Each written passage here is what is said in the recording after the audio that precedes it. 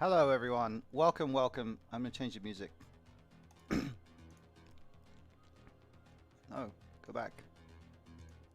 Sorry. Should have done that before I came online. How is everyone? I hope you guys are doing well. It is Tuesday, which means, of course, on the channel it is GratiTuesday, as usual. My Tuesday morning has been eventful. Well, I wouldn't say eventful, actually. Eventful's a bad word. It's been a bit of a weird one. I woke up at about 4 a.m., something in that region. So that was a little rough. Did not enjoy that very much. But overall, I'm doing okay, I guess. I'm a little tired. I am a little lacking in energy, but today we have Dr. Rob Tarswell back for another episode of what is now called Ask a Psychiatrist instead of Ask a Neuroscientist. And I'm excited for that. I'm looking forward to that because Dr. Rob is always good to talk to. It's going to be great to have him back for another episode so that we can talk about some mental health topics. Oh, I've got my Streamlabs rearranged right now, and I can see my own Twitch page at the bottom here, and it's telling me my stream is unstable. It says keyframe interval too high. Let me see if I can change that, whatever that is. You cannot change these settings when you're live. Keyframe interval is 0 right now. That doesn't make any sense, but never mind. So Nouveau, welcome. Do you think it's possible to cure agoraphobia without medication? That's not a question I'm in a position to answer, unfortunately. I am not a therapist, and agoraphobia is a very specific kind of ailment, I suppose, that I don't have any experience with, I'm afraid. So I would recommend talking to a therapist or a psychiatrist. But Dr. Rob will be here in about an hour, less than an hour, in fact. Dr. Rob Tarswell will be here, and he is a psychiatrist, so maybe you'll be able to ask that question to him. Mr. Grapefruit, hello. I'm doing well, thank you. I am doing pretty well, despite the fact that I've been up since 4 a.m. I don't know why I've been up since 4 a.m. I just woke up, felt kind of anxious, got out of bed, and here I am. It's now 11:10, so I've been up for 7 hours, 10 minutes already, which is quite a long time. To be up and then start streaming, but nevertheless, it's all good. We're gonna have a good stream today. Today is our penultimate stream of 2020. We have today, and then we have Thursday, and that's it for the year. Because we're moving, and I will, by the time I next stream, which I believe will be the 4th of January, I will be in a new stream room, new house, new place, but not far away from where I currently am, so thankfully that's not too much of a concern. Thank you to Jan Manish for the gifted sub yesterday. Yes, thank you to my good friend Jan Manish, for the gifted subs. I really appreciate that. Again, I'm no expert, but I think CBT therapy can be helpful for agoraphobia. Cool, okay. Yeah, CBT is just one of many types of therapeutic methods that are available. So I hope that, I hope that you'll be able to get a bit of contact with a therapist to talk about which method might be more appropriate for someone going through something like that. James E. Sender, yo, welcome. Welcome, James E. Is it just James, or is it James Z? Like with the Z. But anyway, welcome. Hello. I appreciate the raid yesterday, by the way. That was awesome. Thank you for that. I'm always happy to get raided. I gotta get my raid alert working properly. Like, for some reason my alerts have not been. Oh, that's why, because I muted the alert box. You have an appointment with a psychiatrist in a couple weeks. That's good. That's good. I think you'll start getting some answers there. That'll be great. James or James. Okay. James is good. James Sender. James like James Rodriguez. Is it like James Rodriguez, the soccer player? I'd like to do CBT over medication, but I was just curious, or maybe both. Okay. Well, I would defer to whatever a psychiatrist would recommend, but I think you got to be careful about words like cure, because it's really what we're talking about is we're talking about a specific emotional experience, which is agoraphobia, and we want that experience to go away, right? We want that experience to not happen, and you know, there's a number of things we might experience as a replacement for it, but ideally we want to feel better. So it's not so much about cure, I don't think, so much as like find where it comes from and find a pathway to hopefully feeling better, I guess. But I hope you can get that. I hope that CBT, medication, whatever combination of two things needs to take place. I hope that will be helpful for you, and I hope everybody else is doing well. In 45 minutes or so now, we're going to have our conversation with Dr. Rob for this week's episode of what is now called Ask a Psychiatrist. It was Ask a Neuroscientist, but now it's Ask a Psychiatrist. And it turns out Dr. Rob is both. Dr. Rob is in the category of psychiatry, which is within the field of neuroscience. So I suppose a psychiatrist is actually a more accurate description of what he does. So he will be here answering questions. And today we're going to talk about dreams. We're going to talk about the science of dreams and how they might correlate with mental health, with trauma, how people can maybe understand dreams a bit better. Because I think we've all been through experiences where like you're going through a tough time and you start to have like weird dreams. So it's going to be an interesting one. I'm looking forward to it, and I'm looking forward to seeing what Dr. Rob has to say on the subject.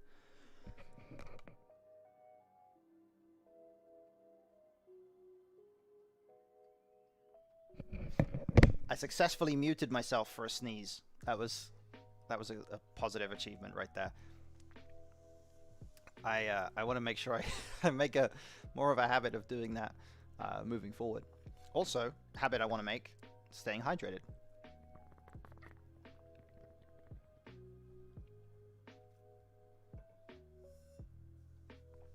I gotta say, it's really convenient to just be able to take off my mic like this and just like move it around. Yeah, I hope you get the help you need. Absolutely. Celebrate the small victories and things will get better, for sure. All it takes is momentum. You know, momentum is super powerful, because if you get to a place where you make a you make a positive decision and you see good results, that creates an incentive for you to make the next positive decision, and the next one, and the next one, and the next one. And it becomes so much easier to pick up opportunities to make more positive decisions, and to kind of find I guess a pattern of positive decision making that can improve our quality of life over time. That's really what we're looking for, I suppose. And can't ask for too much more than that. So I'm grateful that I at the moment have a little bit of momentum. You know, I'm grateful that I have the opportunity to keep streaming and to use the positive vibes I get from you guys in the stream to continue hopefully making positive changes in my own life. So that's something to be happy for. What else am I grateful for today? Well, it is GratiTuesday, so I should talk about that. I am grateful for, as usual, my first three things on in my gratitude journal every day are my wife, my cats, my health. Three things. I am healthy. I have an amazing wife, great relationship, and two amazing cats who provide me so much joy every day. Excuse me. I'm also grateful for this stream, which I've kind of already mentioned. I'm grateful for video games. I was playing some games last night. I was playing God of War on PS5. I was very much enjoying that. I'm also grateful for the sports that I get to enjoy.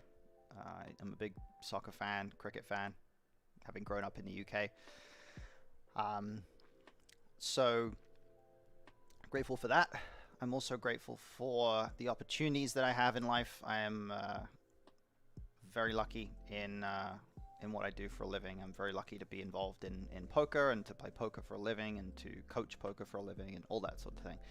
So there's a lot to be grateful for in my life. And on top of that, you know, just to fit in with today's topic, which is being grateful for quote unquote negative things in life.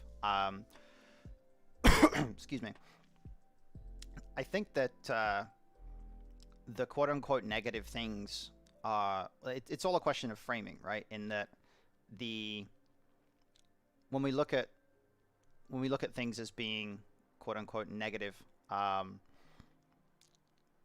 we look at outcomes and we look at Mr. Grapefruit says enjoyed seeing India bowled out for just 36. I didn't get to see that. I was very disappointed I didn't see that, but holy shit. I mean, that was just ridiculous, right? I mean, I've never seen anything like it. Never seen anything like it. It's crazy. Where was I? Oh man, I'm losing my train of thought a lot today, guys. I gotta take a freaking caffeine pill right here. I gotta get some energy. I need energy in my body. I gotta drink more of my breakfast, my protein shake. Oh wow, that protein shake's weird on stream. What the hell? It looks like it's like pixelated. What? Why does my protein shake look pixelated? That's so bizarre. What the hell's going on? That is weird. And sorry guys, this is not good content. So yeah, being grateful for negative things in life. So one thing that I'm grateful for is I'm not grateful for COVID, but I'm grateful that during the COVID period, you know, during the age of COVID, I have had the opportunity to spend time at home, spend time with my wife. I am grateful that I've had the chance to self-reflect in a way that allows me to have, you know, basically gotten to the point where I have started streaming. You know, if it hadn't been for COVID, I probably never would have started streaming. And if I had never started streaming, I obviously wouldn't be here with you guys. So I'm very grateful for that. I'm really appreciative that even though COVID is obviously a really terrible thing, it has granted me opportunities, and I've been able to thankfully turn that into something that is a real benefit in my life. And I've, you know, thankfully been able to use it as a way to kind of connect with people a little bit. And I'm really happy that you know, we have some people here in the channel who seem to enjoy it, and that you guys like to come back every now and again. I'm just setting up my what the hell's going on? Closed caption. I'm trying to set up my closed captions on stream right here. I guess I thought I had closed captions set up. Never mind. But yeah, I'm very grateful that I get to be here. It is approaching the holidays, and we all know that the holidays can be a pretty difficult time.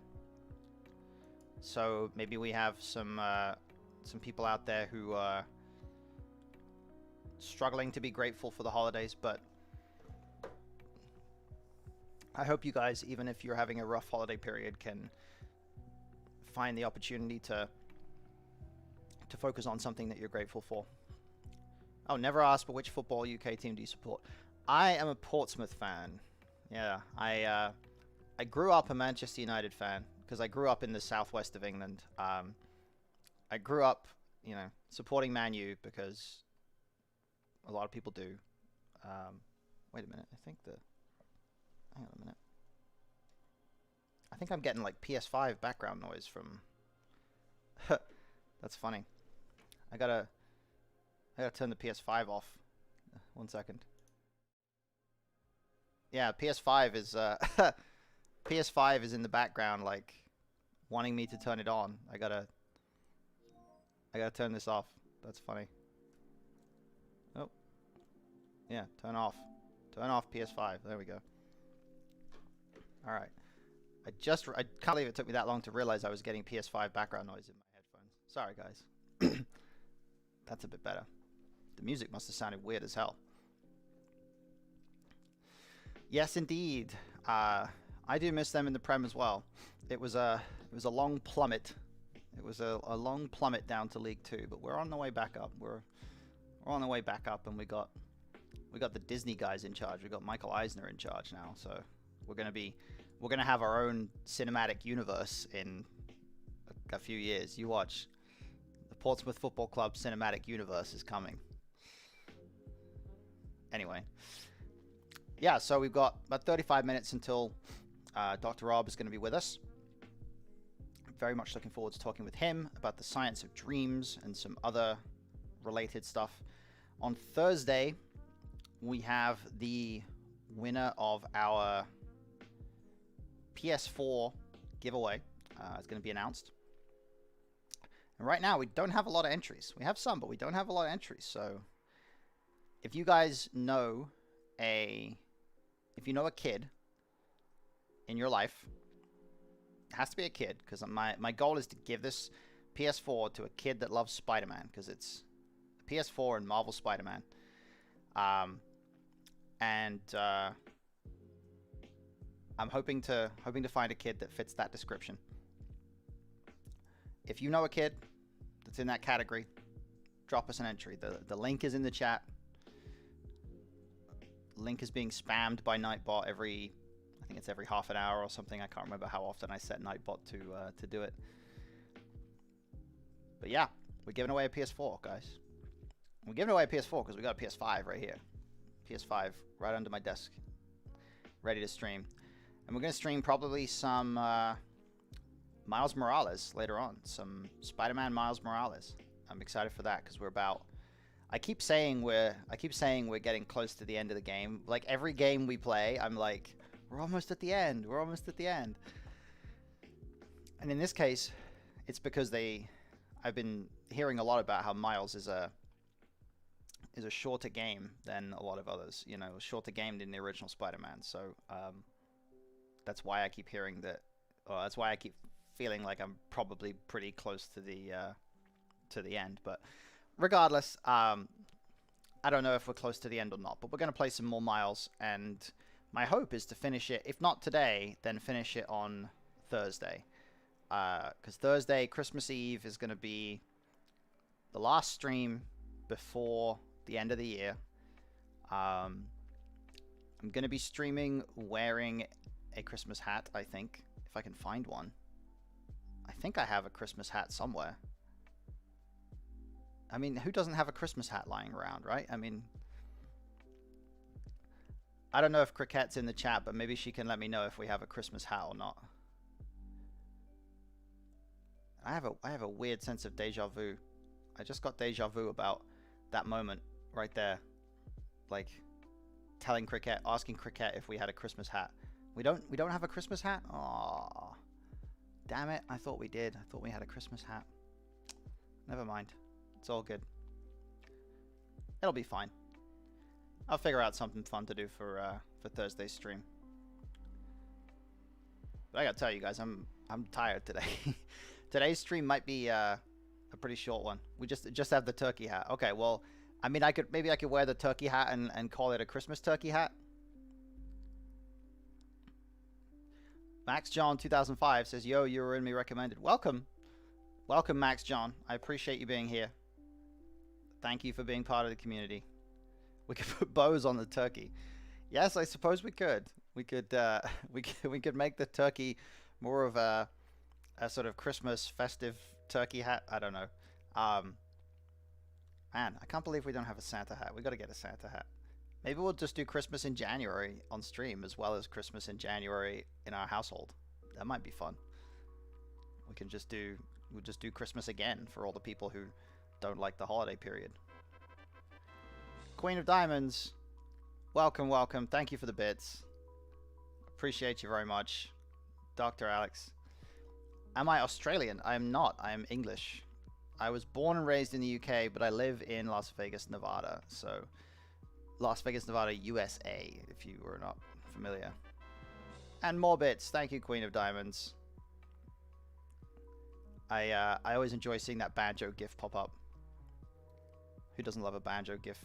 It's funny how it, like, on the screen here, it gives you, doesn't give you it doesn't do the emotes. It just does the, like, the code for the emote. It looks weird. But anyway. So, GratiTuesday. What's up, 08 Grinder? One of our regulars. Hello, hello. One of our entries in the PS4 giveaway, I believe, was 08 Grinder. So he'll want to stay tuned on Thursday for the announcement of the winner. You don't sound English at all. What the fuck? Well, I've been living in the US for maybe 3.5 years now, I think. So my accent's probably washing out a little bit, but I am English. Good evening, Smithy. The gang's arriving. 08's here. Smithy's here. Hope you guys are doing well. Just in time. We've got half an hour. Well, not just in time. We've still got half an hour, but we've got half an hour until Ask A. It's not a neuroscientist. It's not Ask a Neuroscientist anymore. It's Ask a Psychiatrist. And the first thing I'm going to be doing on this episode is getting Dr. Rob to explain the distinction between those two things. I told the parents, but not the boys, so if they win, they'll be properly shocked. Okay, awesome. That's bonus points in your category. I can't remember how many entries we've had, but if the if you end up winning, or if you know, when I end up weighing up the entries, which I'll probably do tomorrow, I think, because I doubt we'll get any more entries between tomorrow and Thursday. Yeah, I think we'll. I think you're a good candidate. I think you're a good candidate. So I would, if I was you, I would tune in on Thursday. I would tune in on Thursday because you might win. You may not, but you might win. I don't know. We'll see. Yeah, I hope you guys are doing well on this GratiTuesday because I gotta tell you, I'm on the tired side today. I don't know why. It's one of those days where you just don't sleep very well. Woke up at about 4 a.m. Couldn't get back to sleep, so I got up and tried to do some stuff to occupy my brain a little bit, but pretty quickly I recognized that I was too tired to do anything meaningful, so I basically was just like scrolling social media for way too long. So that wasn't maybe it wasn't the most productive start to a day, but you know, it is how it is, I suppose. It's the holidays. It's stressful sometimes.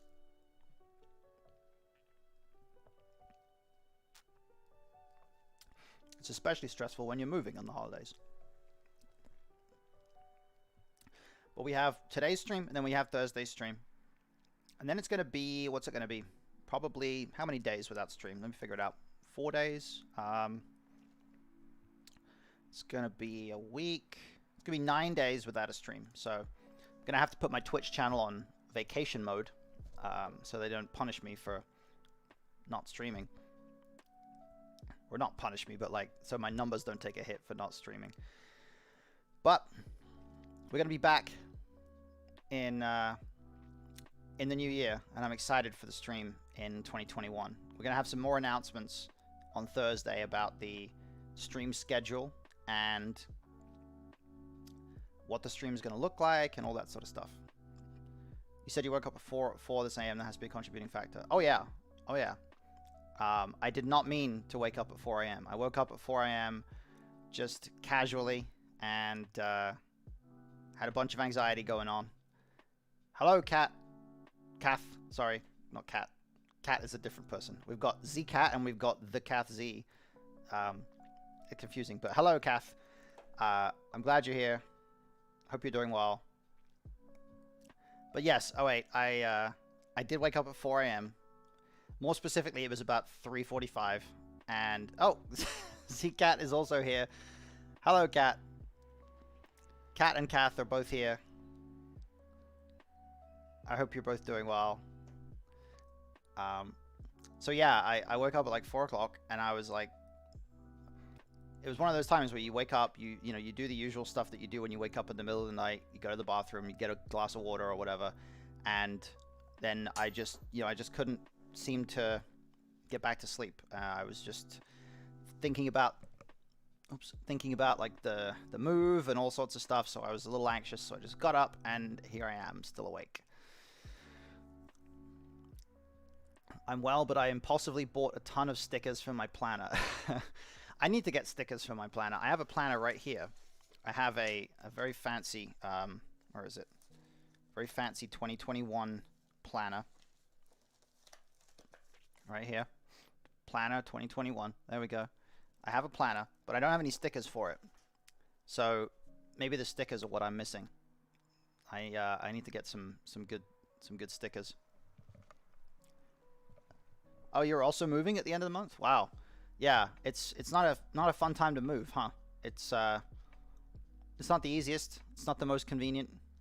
I wouldn't say, if you gave me a choice of what time of the year to move, it wouldn't be around the holidays.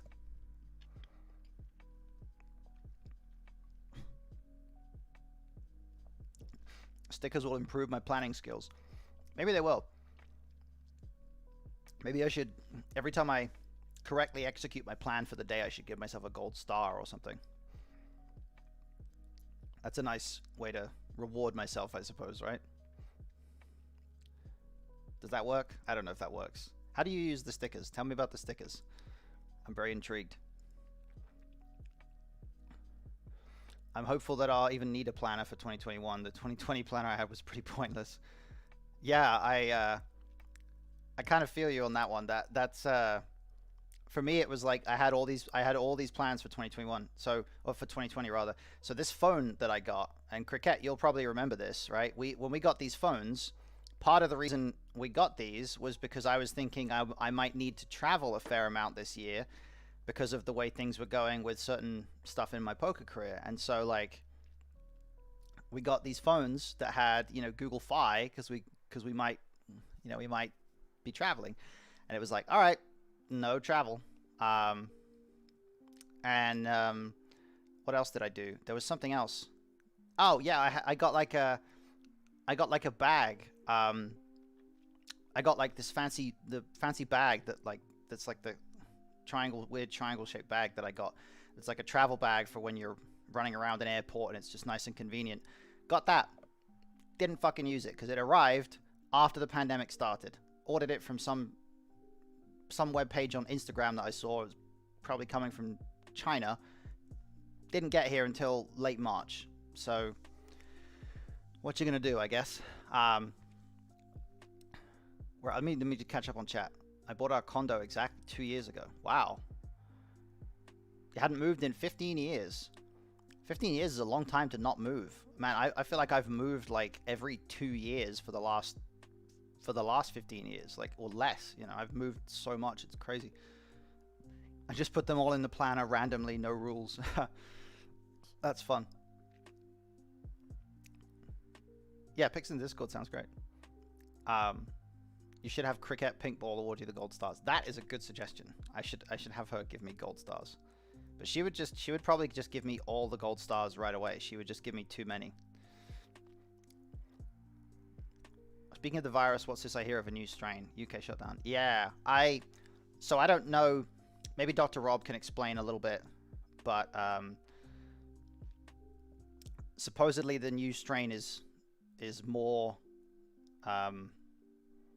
like, I don't know, what's the word, no, I don't want to say virulent. It's not more virulent, it's more easily transmissible, I guess. Oh, my brain isn't working today. And yeah, I would expect the rest of the world would be pretty grateful if the UK could just lock that whole thing the fuck down and not let it get off the island. It's like that movie. Wait, no, this is a bad analogy to make because it's not as serious as this, but it's like that.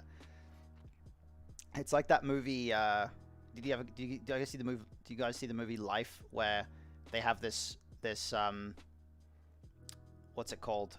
This organism that they found on another planet or something that is loose inside a spaceship, and then they they have to crash the spaceship, and they come back down to Earth, and the organism is in the capsule, and the guy is like, no, don't let it out, like, you have to let it kill me. At the end of the movie, he's like, you have to let it kill me because it'll just devour all life on Earth if you don't do it. It's like, we have to keep this contained in the UK. But no, I mean, that's just completely, I'm exaggerating. But yeah, more transmissible, just no evidence that it's more deadly. I mean, thankfully it's not more deadly, right? I mean, fucking nightmare. We were supposed to have a 5-day period over Christmas where we could visit family, but it got cancelled yesterday. Yeah, I heard. I think you mentioned it yesterday.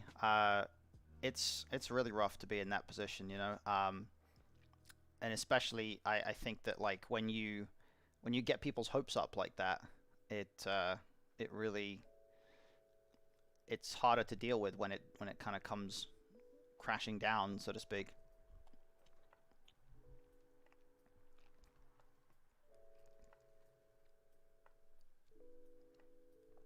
Oh, geez, if the new strain affects children, that's really bad. You watch people.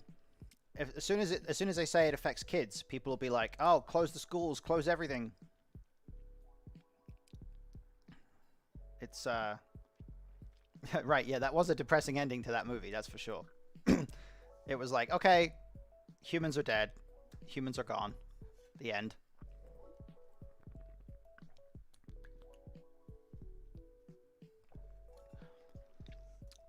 So, excuse me, I'm just waiting for Dr. Rob to, oh, no. Is Dr. Rob online? He is not online. Oh, yes, he is online. Good, okay. I'm going to send Dr. Rob a message. So tell me, guys, in light of all this discussion, let's talk about being grateful for quote-unquote negative things, right? So that's an interesting question. Tell me, guys, tell me something, and girls, of course, and everybody in between. Tell me something from your life that is a seemingly negative thing that you're actually grateful for because it had some kind of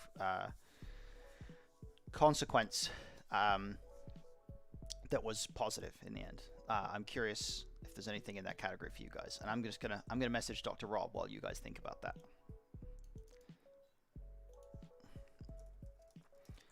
We're on stream right now.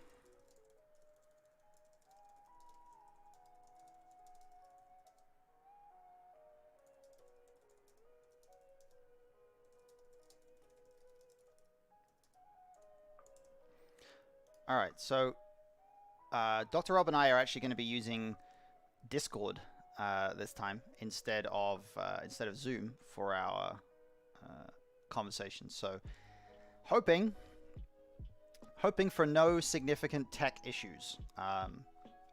That is the plan, but we'll see how it goes. This is going to be a bit of a test run, and if it doesn't work, if it doesn't look good, then it doesn't look good, but we'll figure it out.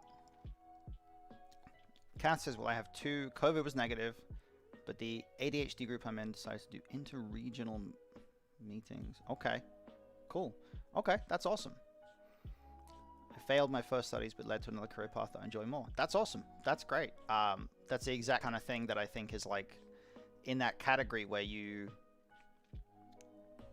can't really tell at the time that it's going to be a positive thing, but it ends up being that way, you know?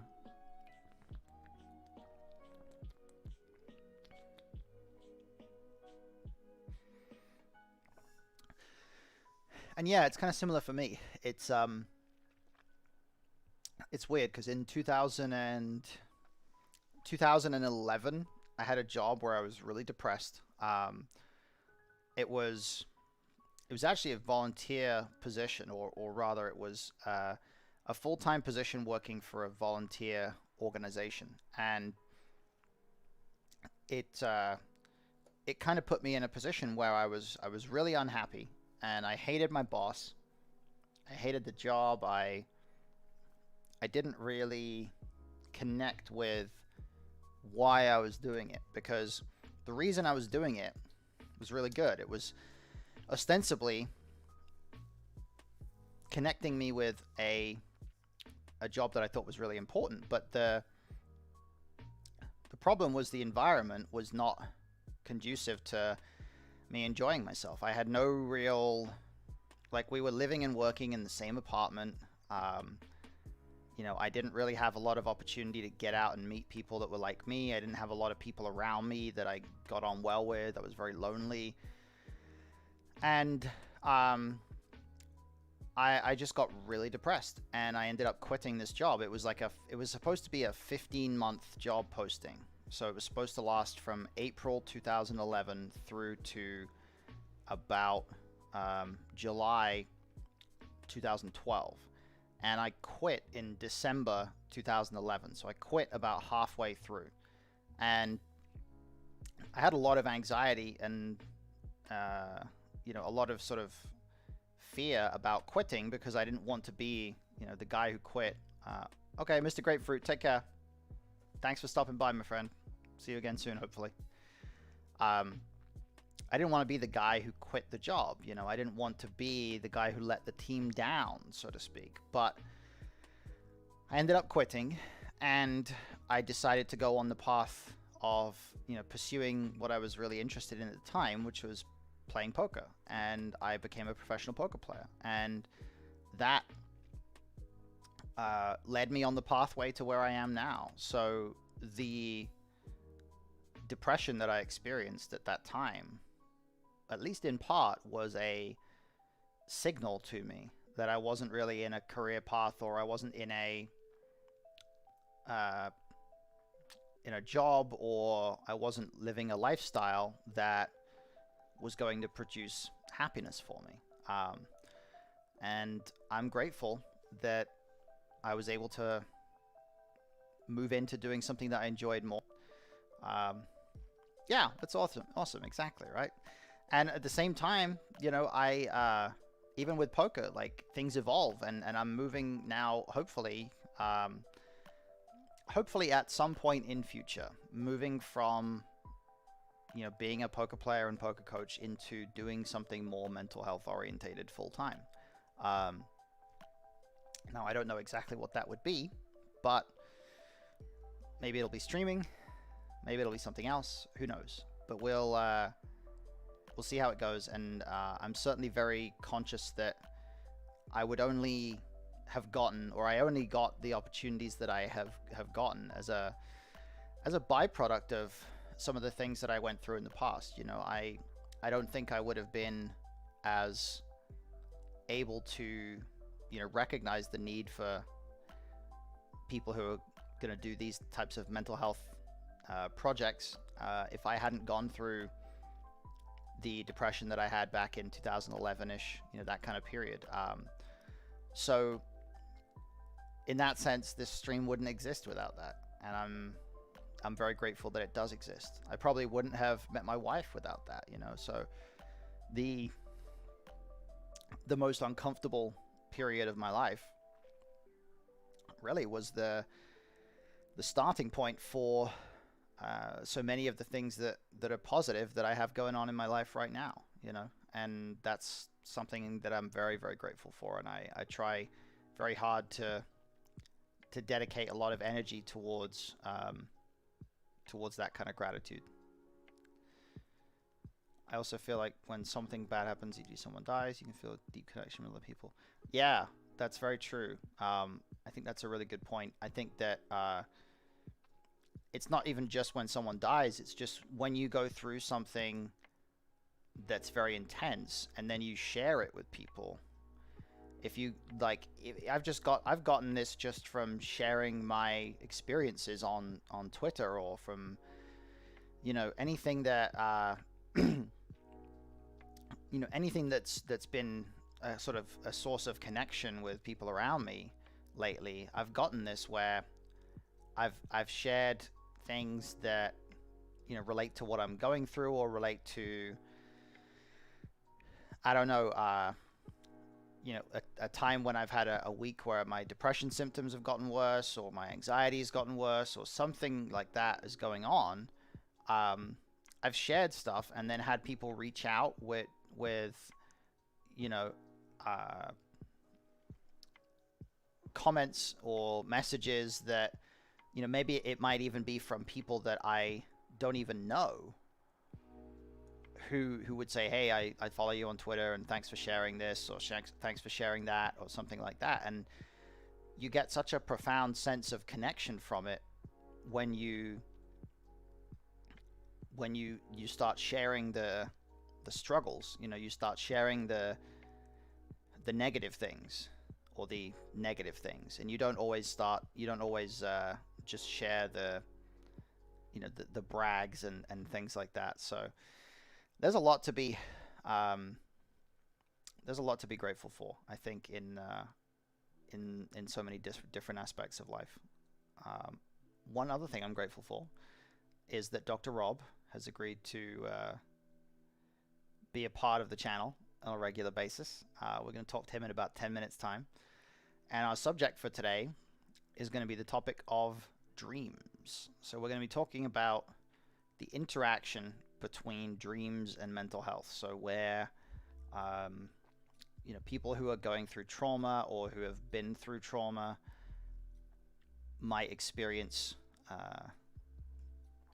certain kinds of dreams. You know, what dreams might mean in certain instances. How much can we interpret dreams, and all sorts of things like that. There's a lot of interesting topics to talk about with relation to that. And Dr. Rob, being a psychiatrist / neuroscientist, that's why we've changed the name, is going to be well placed to answer a lot of them, I think. I got to keep my breakfast going here.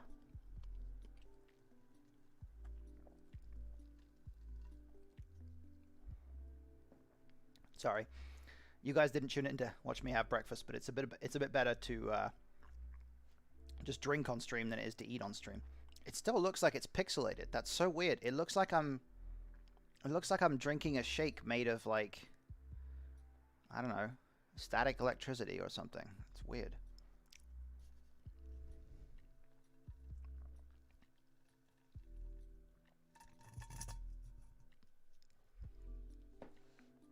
All right, I think I'm done with that.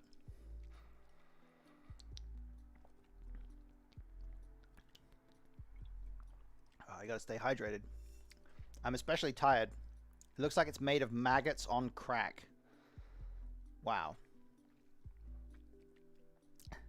Way to make me not want to drink one of those ever again. I mean, I just feel like my enthusiasm for these shakes, it just went down by quite a substantial amount.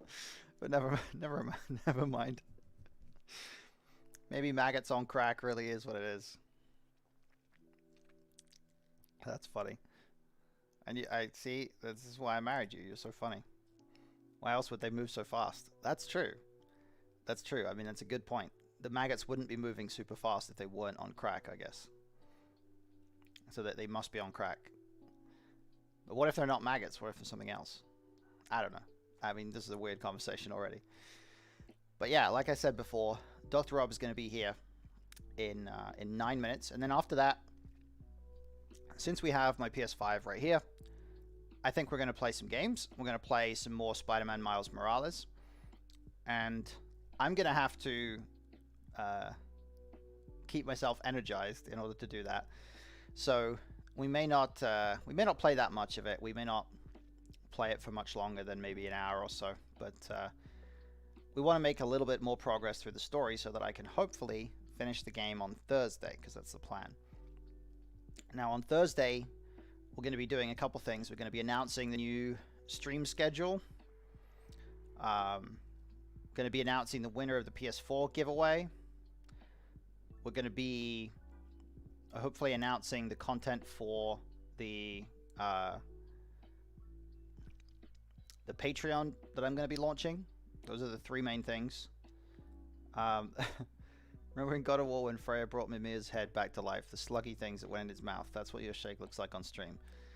Wow. All right. You're just doubling down on making me feel like I'm drinking something really gross. Huh. All right then. Bear in mind that, yours would probably look like that too.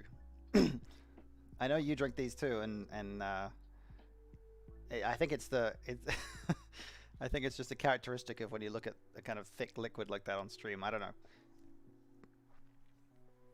But as I say, we're gonna have announcements on Thursday. I'm just trying to find the appropriate metaphor. That is a good is a good metaphor. Um, and then oh, hold mine up to the camera. What when? Yours is all the way downstairs. I'm not gonna go downstairs just to get your shake and then bring it up here and hold it up to my camera. I should do that at some point, but not now. We are we're just a few minutes away from Dr. Rob. But yes, we're gonna have we're gonna have announcements on Thursday. We're gonna have a what's it called? Oh my god, my brain today. My brain is like completely fried. Um, we're gonna have about a 9-day gap, and then Monday, January 4th, we are hopefully gonna have something fairly special. But I'm gonna announce that on Thursday. I'm gonna announce what that is on Thursday. So that's gonna be the way that we do things. Now, Dr. Rob and I may need a minute to get set up, and I am gonna need a minute to go to the restroom before I talk with Dr. Rob. So I'm gonna take a quick break right now.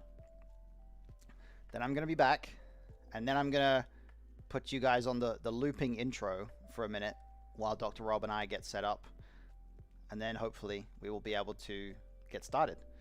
So stick with me, guys. I will be back in just a few minutes.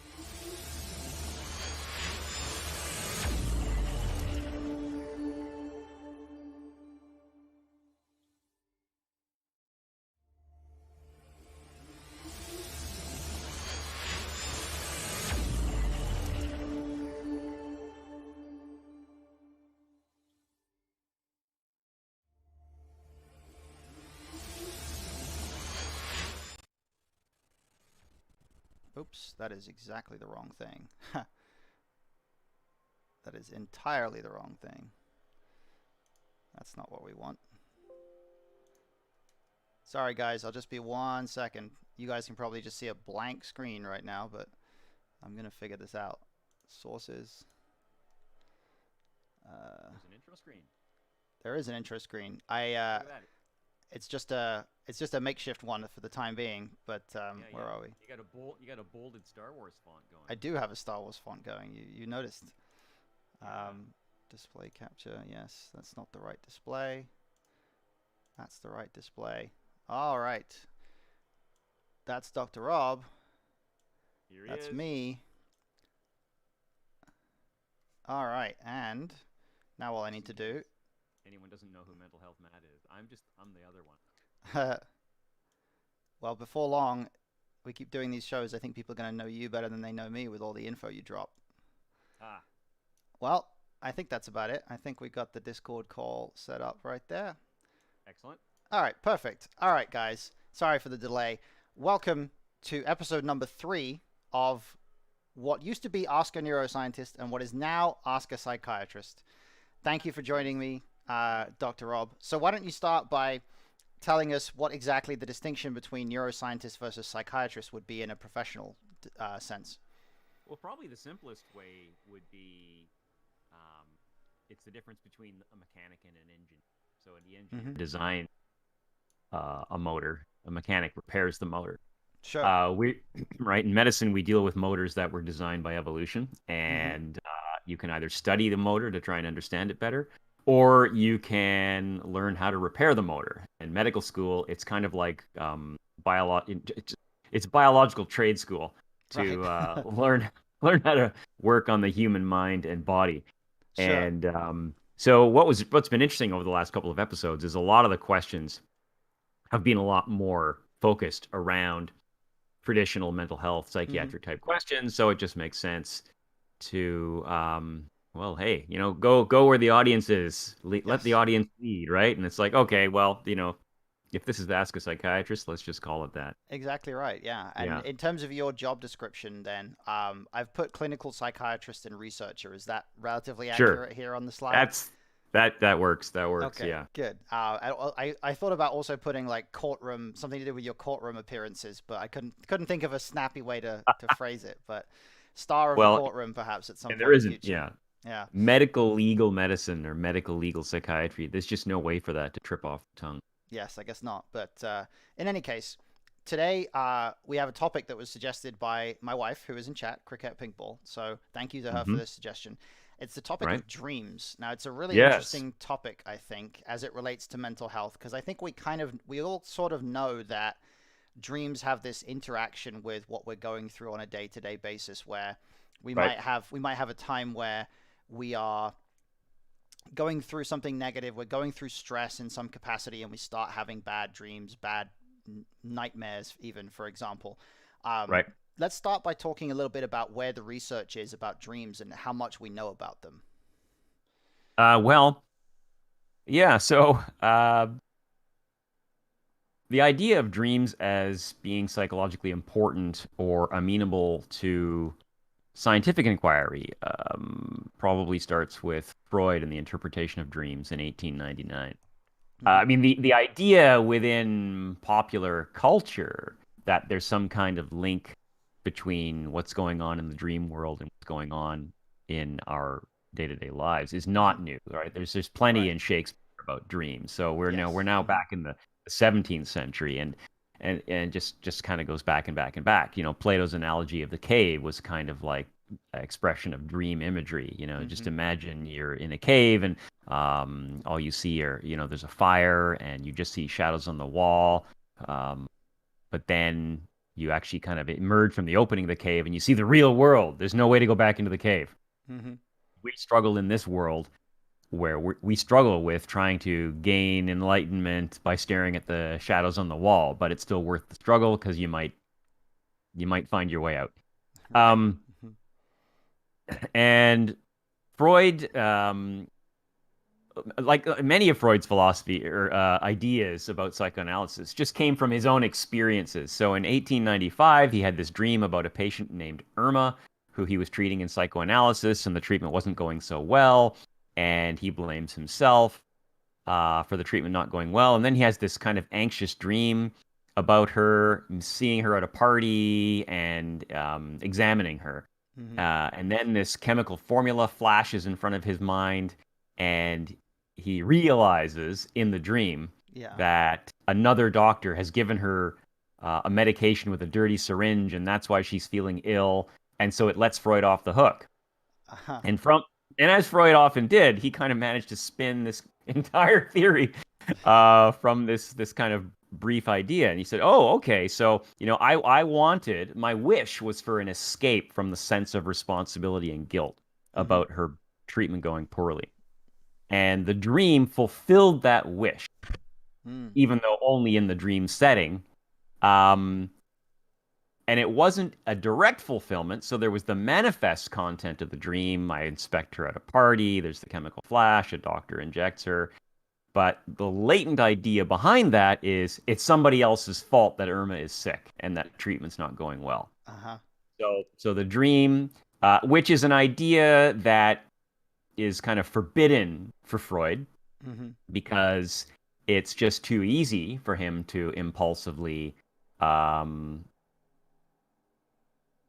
accept the responsibility for the dream, and or sorry, to accept to accept that it's not his fault, right? He's a Hmm. responsible gentleman of Vienna, and he wants to do right by his patient. So Hmm. this is a forbidden wish, this Right. idea of just letting himself off the hook. But in the dream, he's able to let himself off the hook. So in the dream world, he's able to fulfill the wish of wanting to escape responsibility for Hmm. this patient's analysis going poorly. And from there, he kind of comes up with his theory of dream interpretation, and he called dreams the royal road to the unconscious. And so when he came up with the method of psychoanalysis, there were two planks to it. One was dream interpretation, and the other one was free association. So the Hmm. patient would come in, and the instruction is simple: just say whatever comes to your mind, don't censor anything, just start talking. Hmm. And of course, almost immediately, people start censoring. Don't say what's Yeah. actually in their minds, right? I can't imagine like it's funny because I've always dreaded having someone try to do that sort of word association thing with me because I Right, cannot not censor myself. right, I right. like I'm literally incapable of it. And Yeah. so I don't know if this is a British thing or what, but like I cannot just like literally blurt out the first thing because I have this whole mechanism in my brain that stops me from doing that. So like And I that's always called the want resistance. and I always wondered whether this actually works, this whole Sure. free association thing. So that's the resistance, right, within the Right. psychoanalytic framework. Mm-hmm. And then the real psychoanalytic work is the analysis of the resistance and Mm. lifting those barriers. Because Okay. that resistance comes from somewhere and it means Yeah. something. It's some Mm-hmm. kind of a self-protective barrier Mm-hmm. between us and our own um, hidden thoughts and wishes. So somebody resists saying what's really on their mind. Maybe they're afraid of being judged by the other person. Maybe they feel maybe they're not being afraid of being judged, but they just feel really guilty. So that in some ways, the thing that's really there in mind is forbidden in some sense. Mm-hmm. So we're a long way from dreams, but that's fine because this is interesting too. And so the idea within psychoanalysis, as Freud described it, is to replace uh, neurotic misery with ordinary unhappiness. Freud wasn't very ambitious, right? He did live through two world wars, Mm-hmm. or he lived through one world war. He lived through massive anti-Semitism. He escaped Vienna Mm-hmm. after Kristallnacht and died with medically assisted death of throat cancer.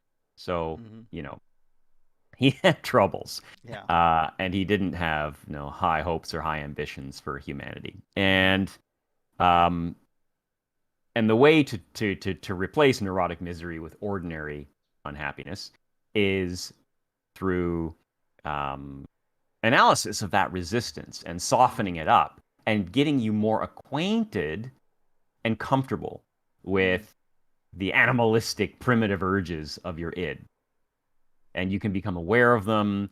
You're not driven by them in this neurotic fashion, and you can be more at ease with yourself and just accept the fact that you just have these Mm-hmm. primitive desires. Mm-hmm. And so dream interpretation and free association were the two methods. So the dream interpretation approach would be you would describe dreams you had, and every dream has that manifest content, and the dream in a sense is always the disguised fulfillment of a wish within the psychoanalytic framework. And so the goal in analysis is to get through the disguise and figure out what it is that you Mm-hmm. really want.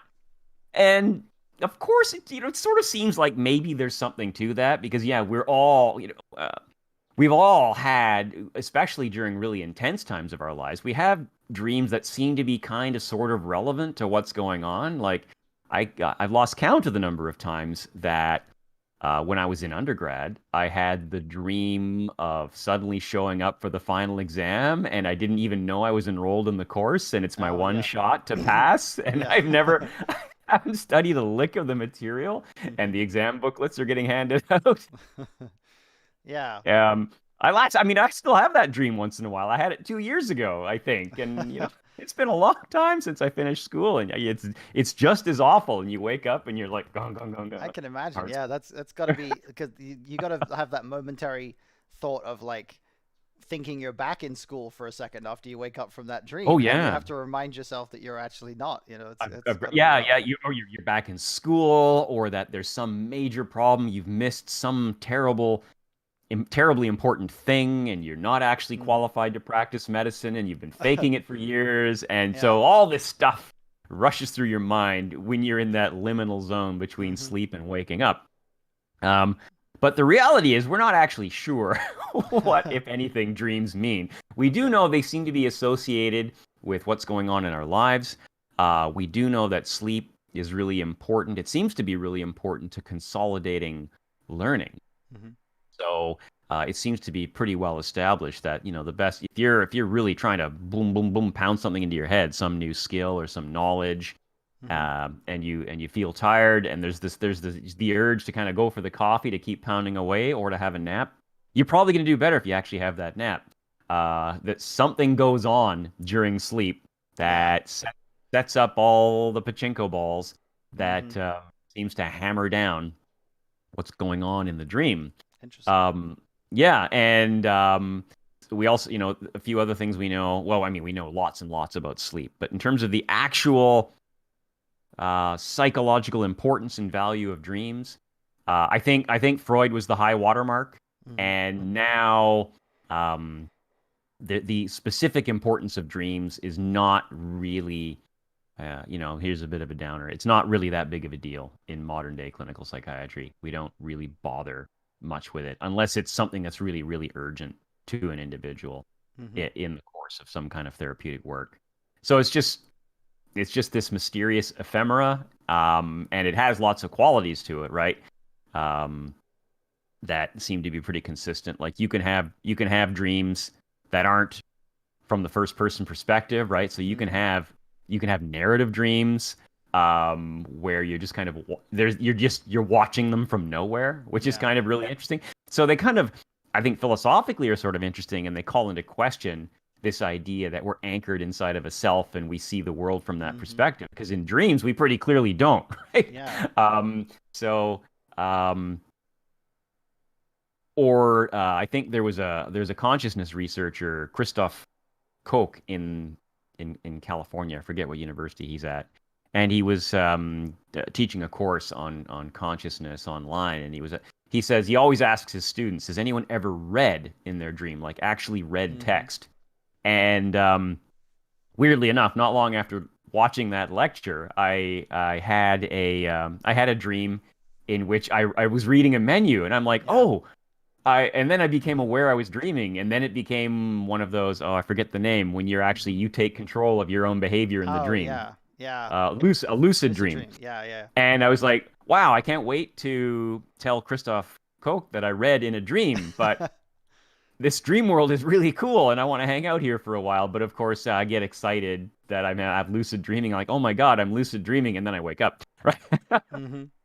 Yeah, yeah, that's got to be a that's a weird one, lucid dreams. I mean, I feel like lucid dreams are almost their own topic because I feel like there's you hear people talk about that a lot, and it's sort of looked at as this sort of thing where people from I remember hearing about times where people have actually like tried to induce it, right? Like Yeah. people try to make themselves lucid dream, but Lucid dreamers. Yeah. yeah, it sounds, I don't know, is there any medical basis behind that? Like, can you induce a certain type of dream through any process, or do we not know? I don't know. Okay, It's not a question that sort of, it's physiologically interesting, but not necessarily clinically relevant right, I because it see. doesn't really Hmm. doesn't treat a disease. Right. So, You uh, just like can't solve anything by just making someone have a certain dream, really, can you? So like, yeah, that makes sense. yeah, yeah, exactly. So it's not really something that we tend to pay a lot of attention to. But Hmm. I had a friend who said he was a lucid dreamer and he trained himself and he said eventually he had to just stop doing it because he said it was just consuming so much of my life and my time Wow. that I was just not actually doing anything in the real world. Wow, that's kind of a weird thing to think about. Yeah, I want to address a couple things from chat though, because we've got a couple comments. sure. Cricket, as my wife says, my dreams freak me out not because they're necessarily horrifying, but because they seem to be their own world where I have no control. It's almost like another life I'm living. That kind of lack of Right. control in dreams, Yeah.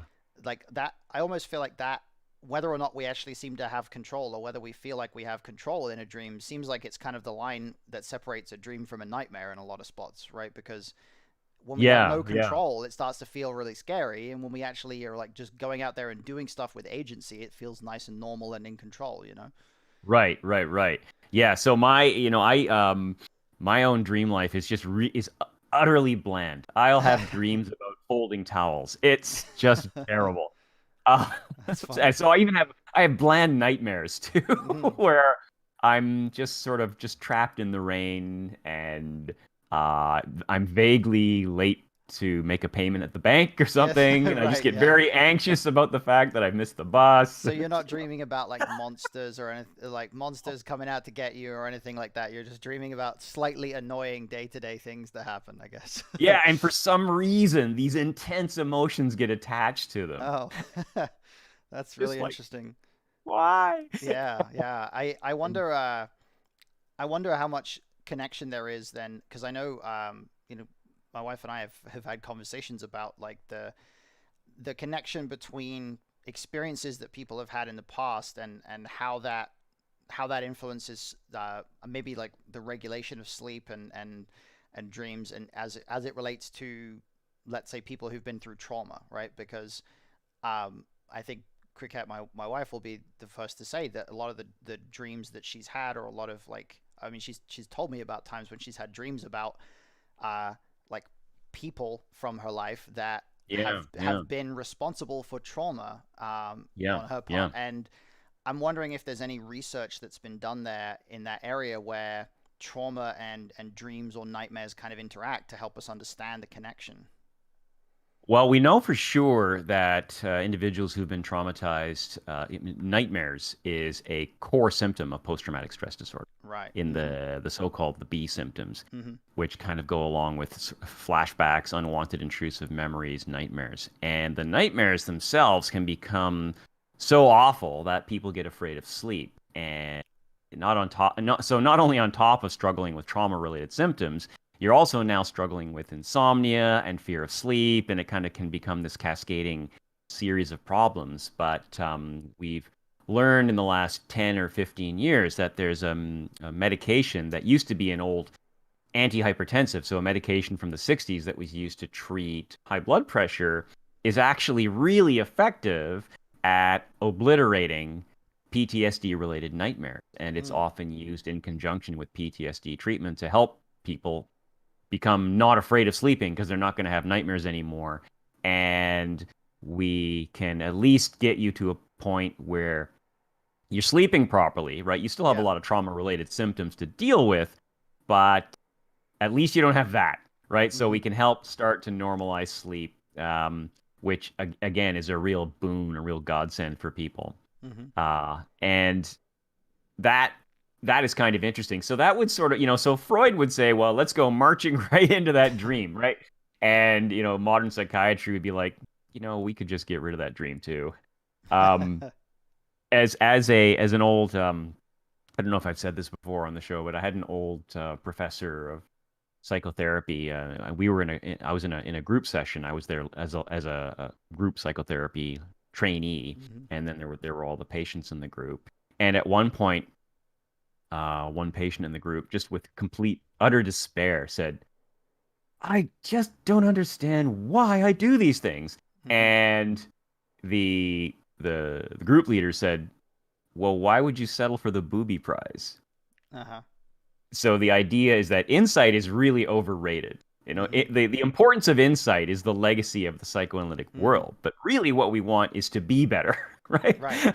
Mm-hmm.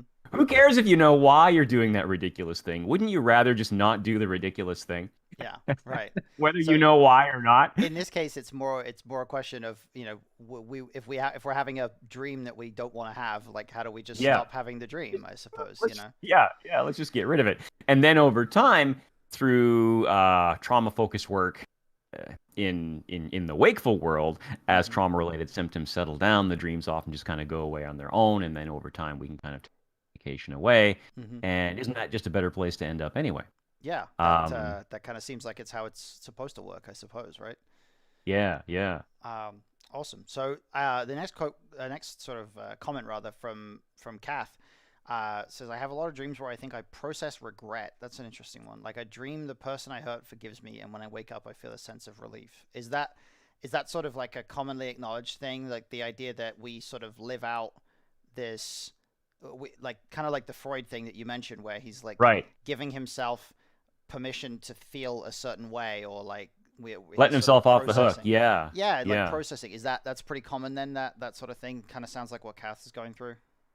I mean, it can be. The question then is, you always want to kind of bring this back to to real life. If you've offended someone in a relationship and you have a dream that they've forgiven you, well, have they forgiven you? Uh, Hmm. does this emotional shift in you? Does this give you the fuel or the animus you need to go and actually kind of repair that relationship? Hmm. Then, okay, then the dream is interesting and important.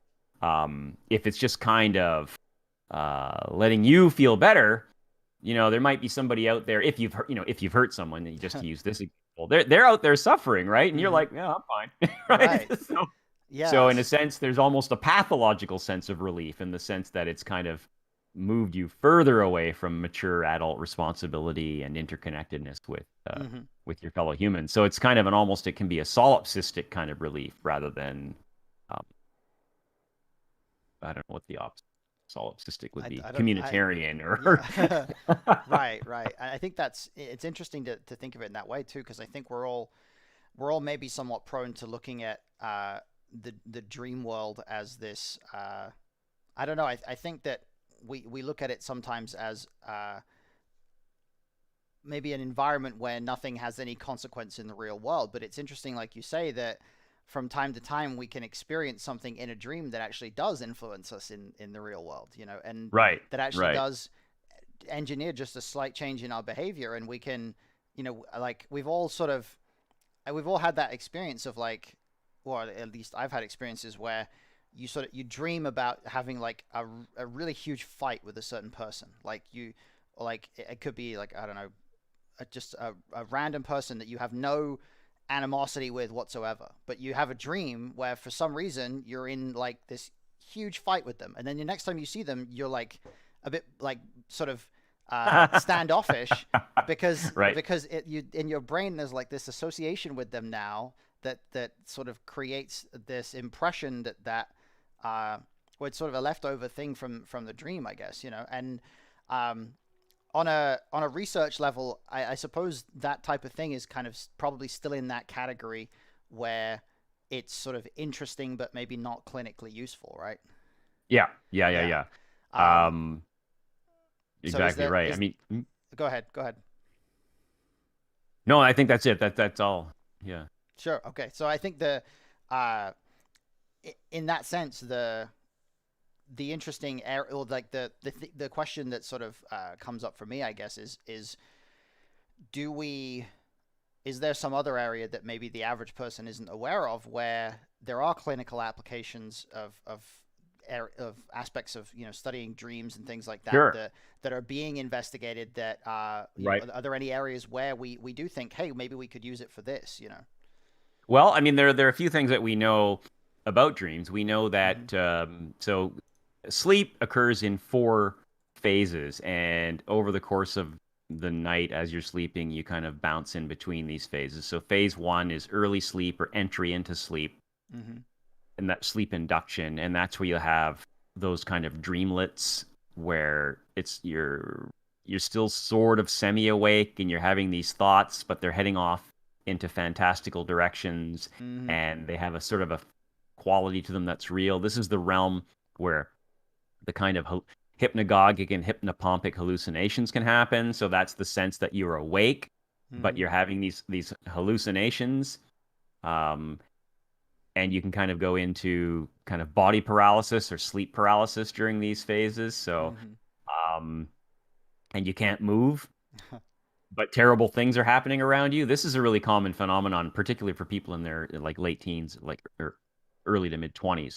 Hmm. And from there, you slide into sort of phase two sleep, and then slow wave sleep or deep sleep are phases three and four. And these are all defined by EEG parameters. And the refreshing sleep is the stage three, four sleep, especially stage four. That's the stuff you have, and you wake up and you go, "Yeah, I feel great," Hmm. right? And you kind of cycle back up from three to two. You don't go back to stage one, unless you got to really pee in the middle of the night and you wake up and you go and Sure. use the toilet. But phase two is REM sleep. So that's the rapid eye movement sleep. Hmm. That's the phase of dreaming, of intense dreaming. And there's a few things we know. One, there seems to be a need for REM sleep. You got to have it. You got to have the slow wave sleep. You got to have the REM sleep. So you got to have in this four stages of sleep, this is known as sleep architecture. And we want to set things up so you have good sleep architecture because you need the dreaming piece, you need the slow wave piece, and it's not entirely clear why you need these things, but you do. So for instance, if you go out and you really tie one on and you come home and you stagger into bed, well, alcohol really suppresses REM sleep. It Hmm. also suppresses slow wave sleep. So, alcohol, you can get to sleep very quickly, but it Hmm. ends up being just junk garbage sleep, and you wake up and you feel terrible. Right. And often the next night, people report really intense dreams the night after they've been out drinking Hmm. because your body plays catch up, and you end Hmm. up having all that kind of obliterated REM sleep. You kind of have some REM debt that gets made up for the next night. So people Right. often report really intense, vivid dreams or nightmares after they've been out on a bit of a bender. Um, and medications we use can like sedatives, particularly benzodiazepine sedatives, can suppress REM sleep. And one thing that happens to individuals, say who've been on benzodiazepines as they're coming off benzodiazepines, is they report really intense, vivid dreams, and they get anxious about that, and they think, "Oh my gosh, I need to go back onto the benzodiazepines because I can't handle these nightmares, and I'm anxious, and my life's falling apart." And so, a really important piece of getting folks off of benzodiazepines or other types of sedating medications that can obliterate REM sleep is to tell them to expect vivid dreams. And Right. then they're able to kind of weather that a lot better. If they know this is coming, then it tends to be have less of a negative, frightening impact, Hmm. even if the dream content's exactly the same as it might otherwise be. So that is kind of where we're at in terms of the importance of dreams. We know you just kind of need them. Hmm. uh, the we can curb the nightmares. We can explain why you have situations where you don't dream related to drug or alcohol use. We can have situations where you dream a lot related to coming off of drug or alcohol use. But beyond that, dreams in and of themselves haven't, I mean, they're still really important to current day practitioners of psychoanalysis. There's still psychoanalysts out there who do classical psychoanalysis, believe it or not. You lie on the Hmm. couch and you free associate. Um, And who knows? Maybe it does some good. It certainly does good to the psychoanalysis bank account. I don't know if it really makes much Oh, difference in. that feels like shots fired in the psychiatric field. It feels like you're Yeah. Oh starting yeah, a bit of a conflict there. there is no shortage of interdenominational warfare in psychiatry. Yeah, that's an interesting. I feel like we could do an entire episode about that all, just on its own. But That yeah, could be its own podcast, man. yeah, it probably could. This week in psychiatry wars. Yeah. Um, so I want to address O 08 Grinder's point here, which is an interesting one, a sort of description of a dream about Hmm. family with helplessness and anxiety. That's there's got to be an uncomfortable one. I wonder whether um, I know we've talked about obviously the types of research that have gone into dreams. Do we know much about, let's say, when you experience an emotion, a certain feeling or a certain emotion in a dream? Do we know much about well, actually, maybe it's not the emotions that's the best thing to talk about. Maybe it's the symbolism, right? Maybe it's the symbolism in this dream here where you're dreaming about family members and things like that. Yeah. Have we explored much on a research level the role of specific images, No. specific symbols? Not really at all. No, I mean you can pick up a copy of Freud's interpretation of dreams if you want. It's Uh it's 121 years old now. And huh. it's no better or worse. I mean, Freud at least took the topic really seriously.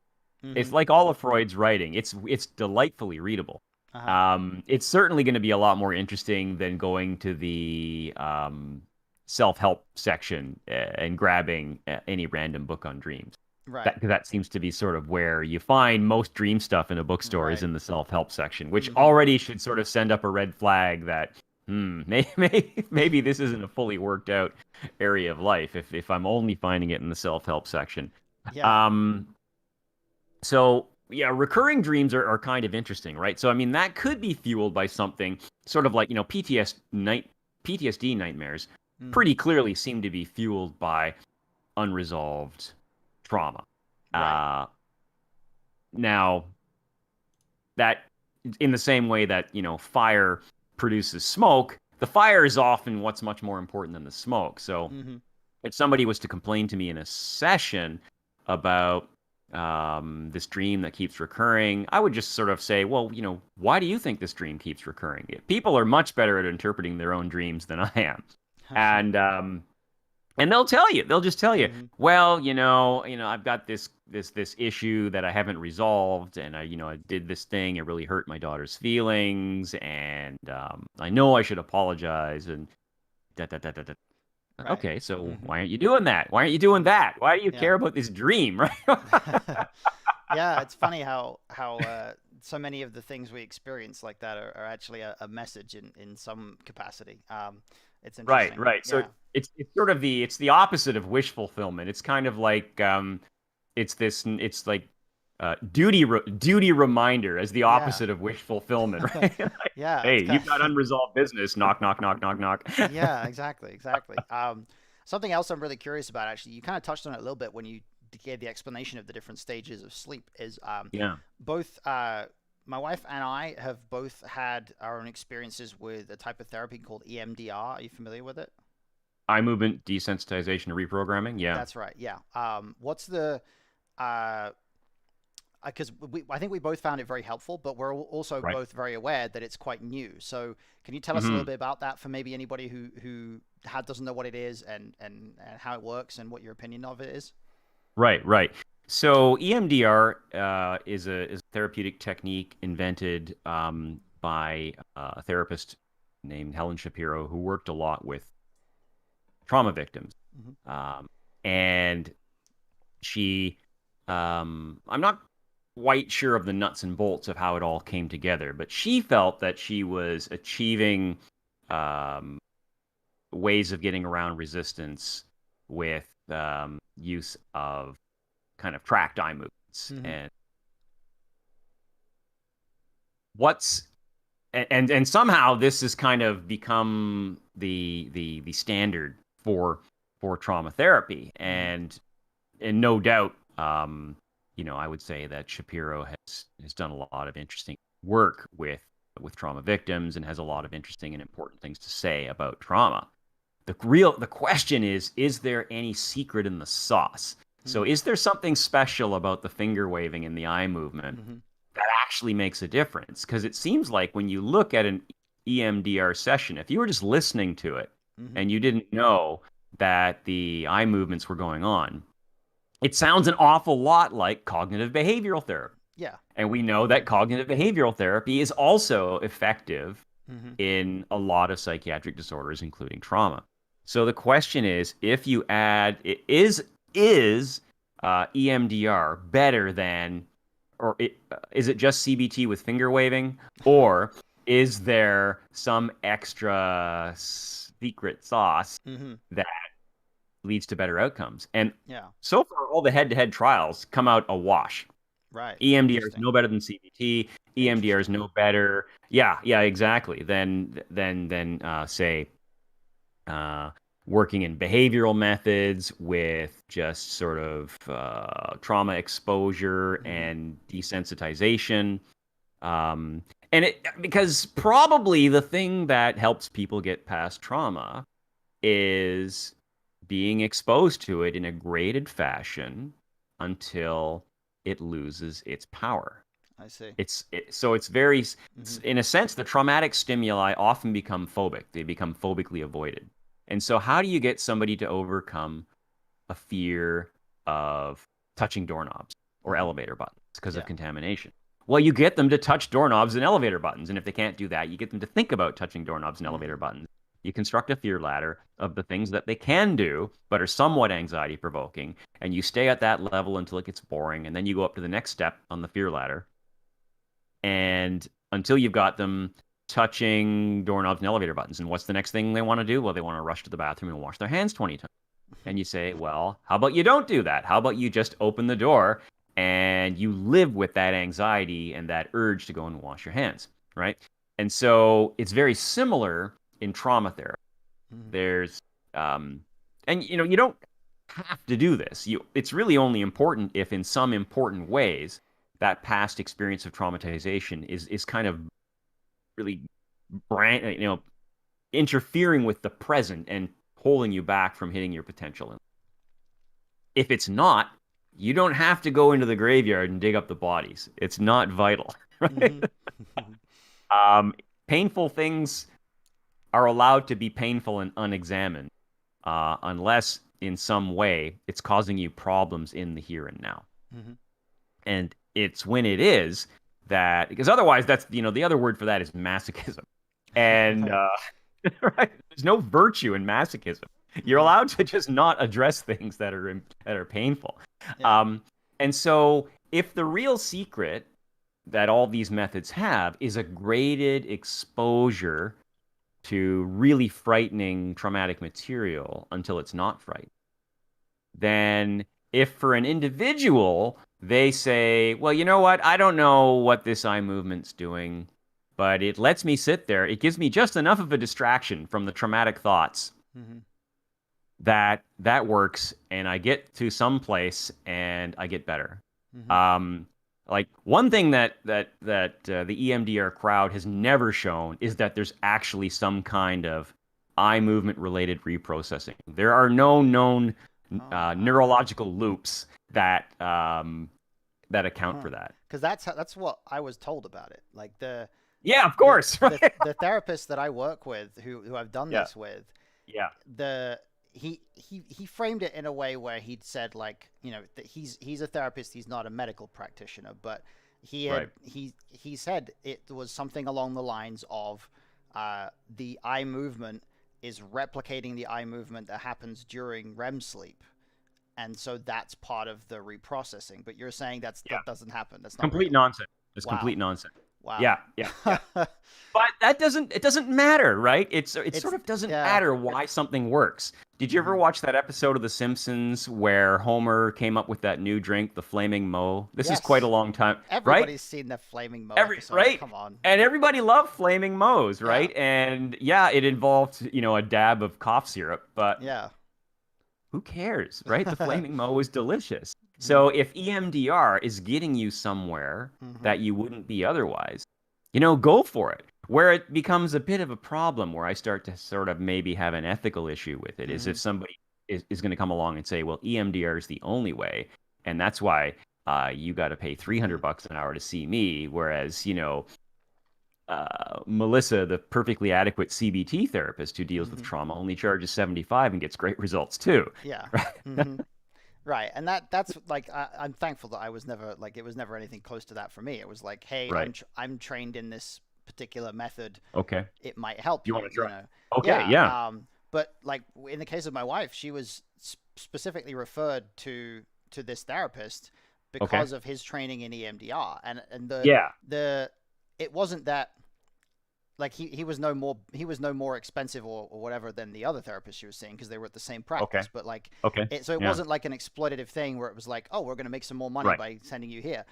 It was a Yeah. genuine like recommendation on the part of Right. one therapist, like, oh, you because you have a lot of trauma, you should try this method, and here's a Yeah. guy that I know who's trained in it.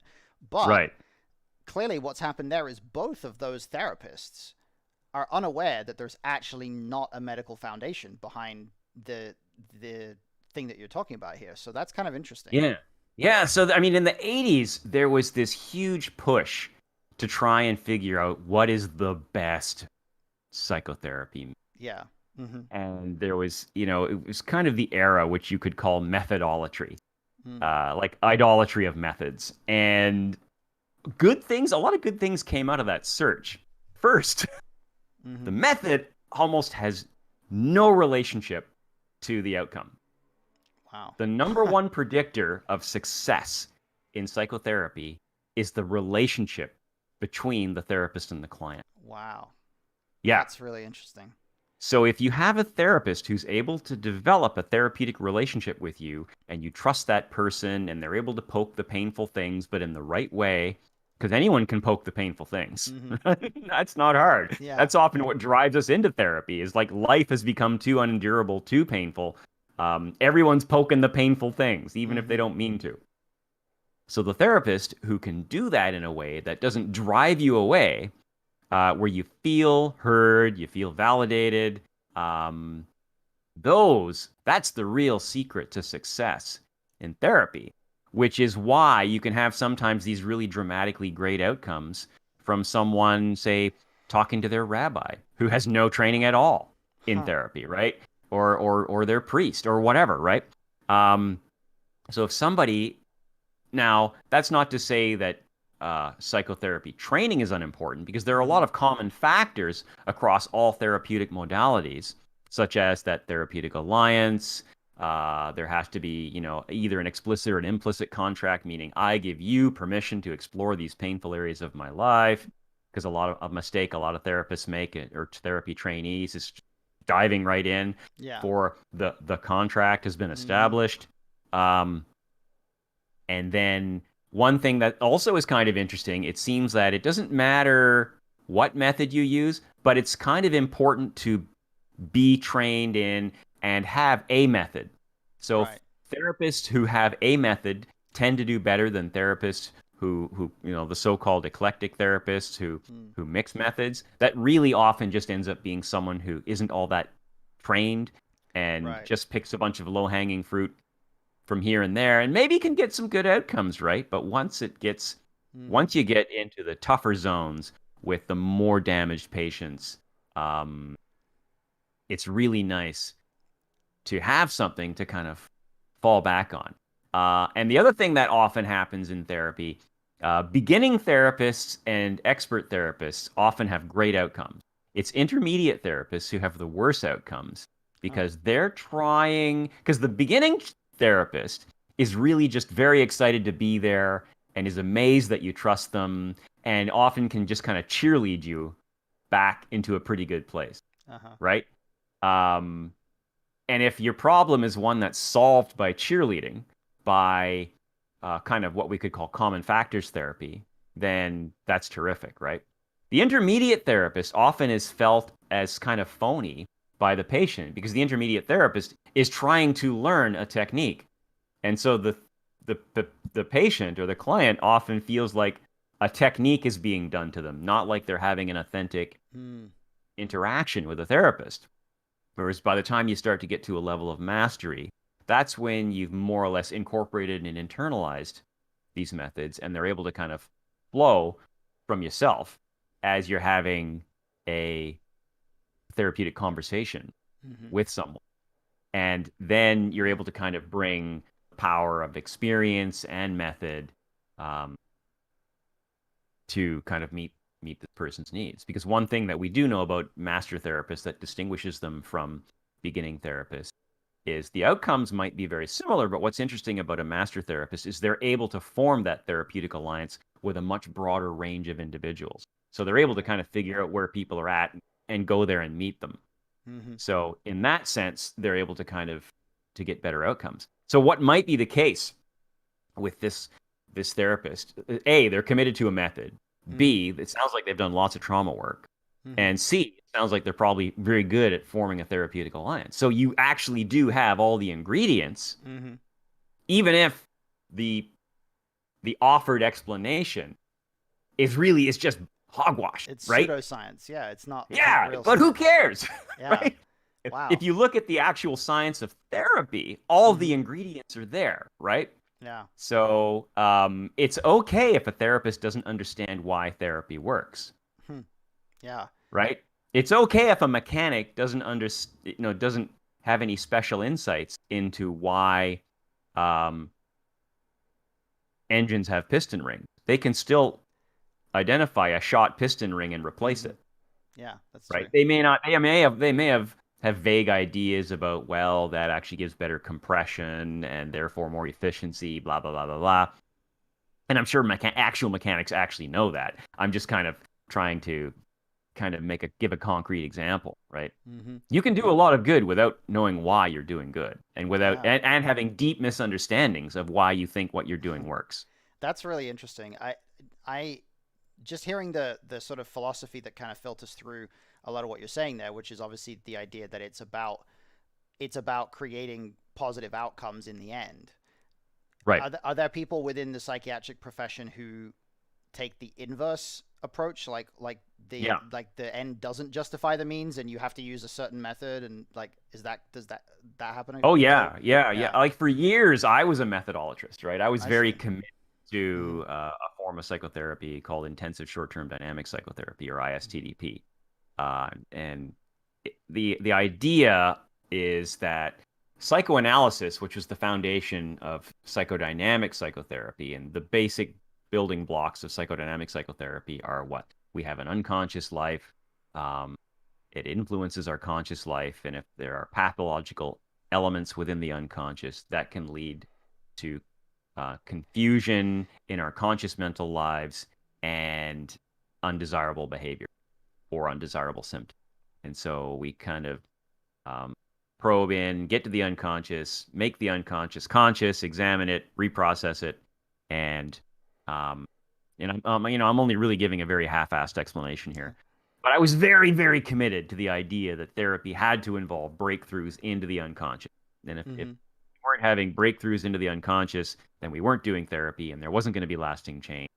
And it's just horseshit. It's not true at all.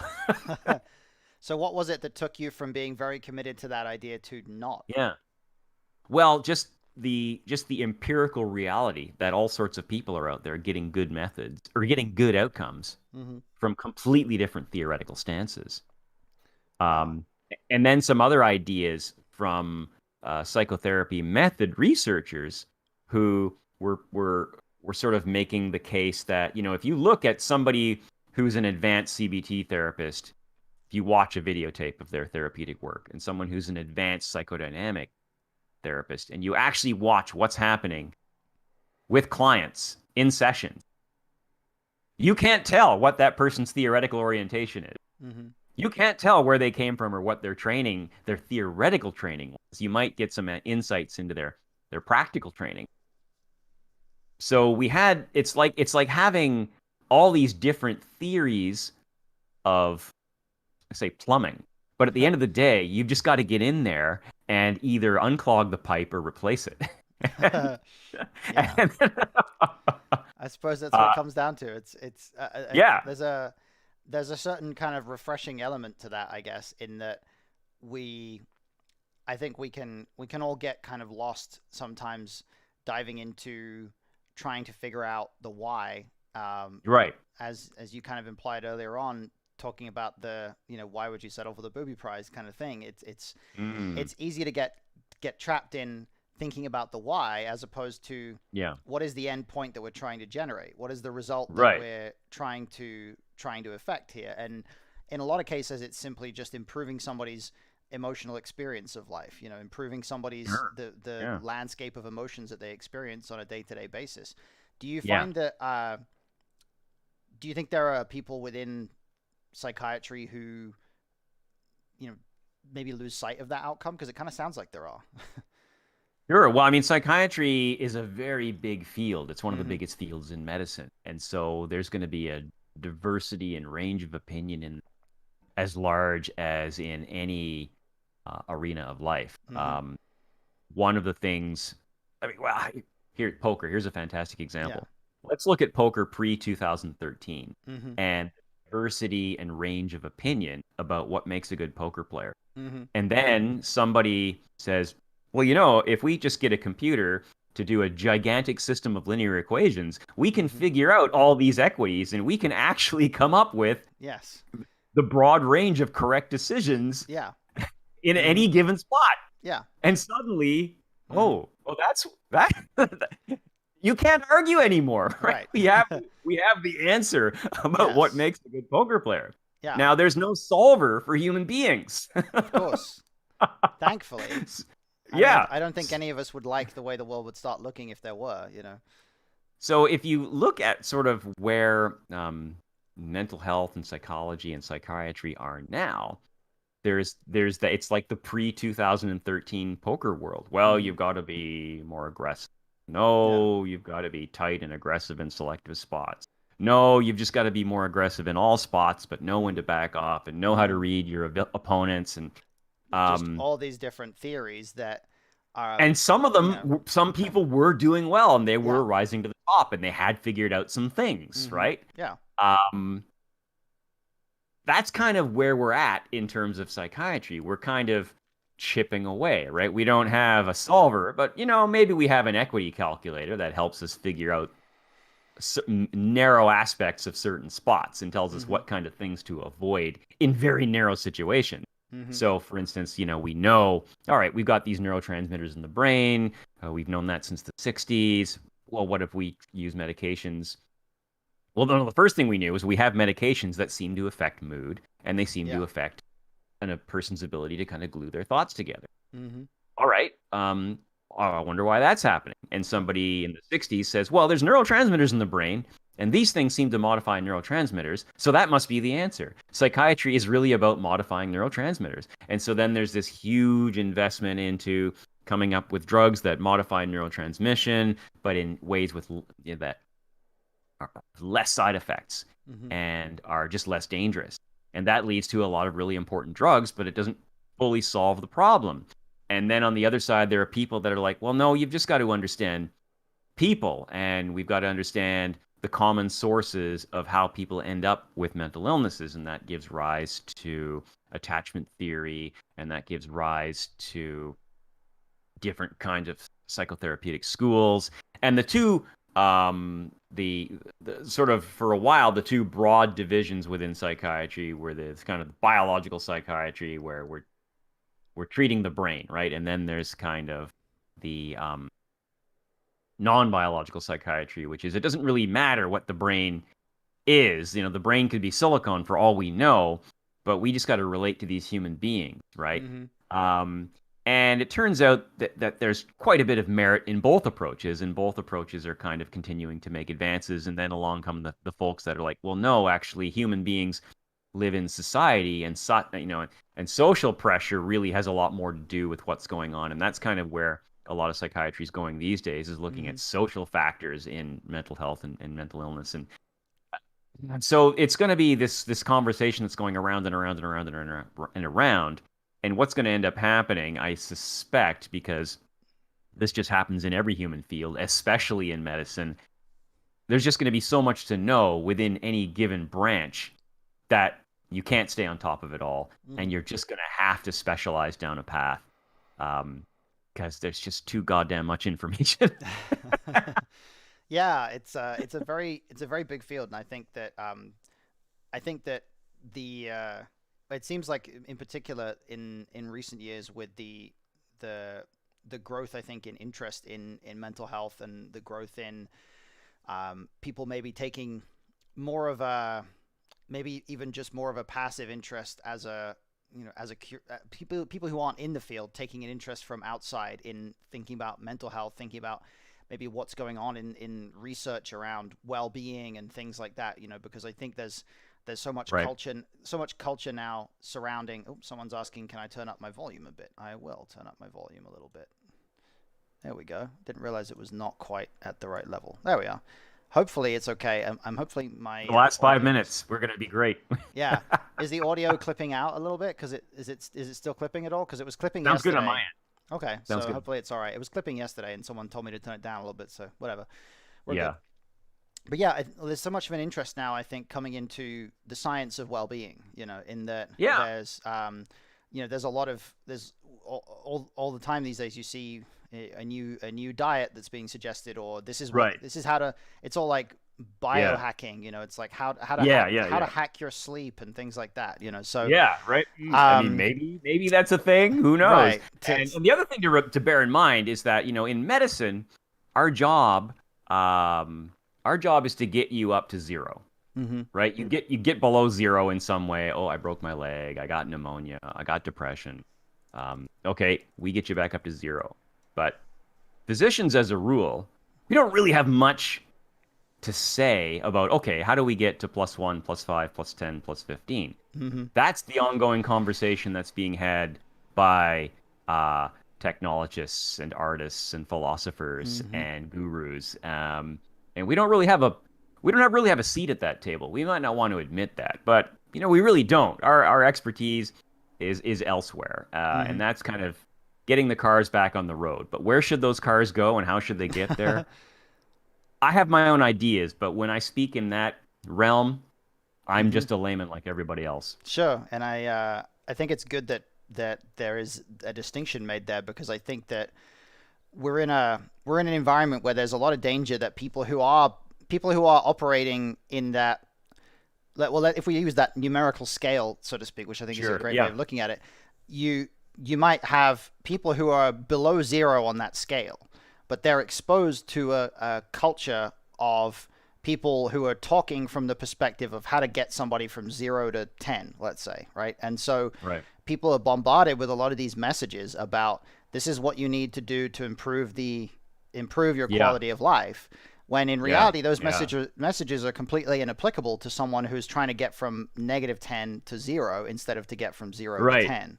And So they just and they go full tilt with that stuff, and it doesn't work, and it doesn't work, and they end up at yeah, -12 or -15. right, exactly. So it's kind of nice to hear that even within the psychiatric profession there's a strong awareness of that, the difference between those two types of people. I just think that needs to be replicated by the people who are in the other part of the equation, right? The life gurus who are out Yeah. there, like Oh yeah. you and I had a short discussion I think on Twitter recently about life coaches and how there's a lot of very unscientific suggestions about how to get from 0 to 15. It's the But wild, unregulated West. yes, it kind of It's is. a lot of it's driven by a lot of overconfident claims that have no evidentiary support. Right, and hopefully, sometime in future we'll be able to rein that in a little bit. But I suppose it remains to be seen Right. whether that's gonna be the case at any point. Now that we're coming up on the hour mark, but before we go, Sure. let's do our usual thing, which is becoming customary of having a short talk about COVID situations. Because Mm. uh, last week we had a nice little celebration of the vaccine and everything related to it. Uh, And now we've got two. we've got two, yes. Moderna got approved. But we Yeah. also, from what I keep hearing, we also have supposedly a new strain of the virus in the Right. UK. Right. Right. Is Yeah. that a real thing? What's going on Everyone's there? freaking out about this. Yeah. So Okay. okay. So viruses mutate. They Yes. this is what they do. hmm The nice thing about coronaviruses is they mutate somewhat. Um, if the flu virus mutates like ivy, the coronavirus mutates like a cactus. Okay. So some new mutations on the spike protein have been identified in a strain in England Mm-hmm. that seems to be associated with the virus being more infectious. In other words, Mm-hmm. easier to catch. It's Mm-hmm. not associated with the virus being more dangerous. It's not associated with any worse outcomes. That's all still Mm-hmm. bad. Yes. But this version seems to be easier to catch. Mm-hmm. So far, there's no reason to think that this new strain has achieved vaccine escape or these other great nightmarish scenarios that people tend to think about. One way to, to kind of calm people's minds, because people Mm-hmm. like freak out when they hear the word mutation, because people Yeah. don't really have an intuitive mental model of a protein, right? Mm-hmm. When you think about the spike protein of a coronavirus, think about a tree. Mm-hmm. And this mutation somewhere, it's think of it like the tree has grown a new branch Right. or somebody's lopped off a branch. Well, Mm-hmm. if you're walking through your garden, you're the antibody and you're walking through the garden, are you going to suddenly be completely unable to recognize that tree because somebody's cut a branch off it? Well, no. Well, your immune system's exactly the same. Your immune system's not a fragile thing.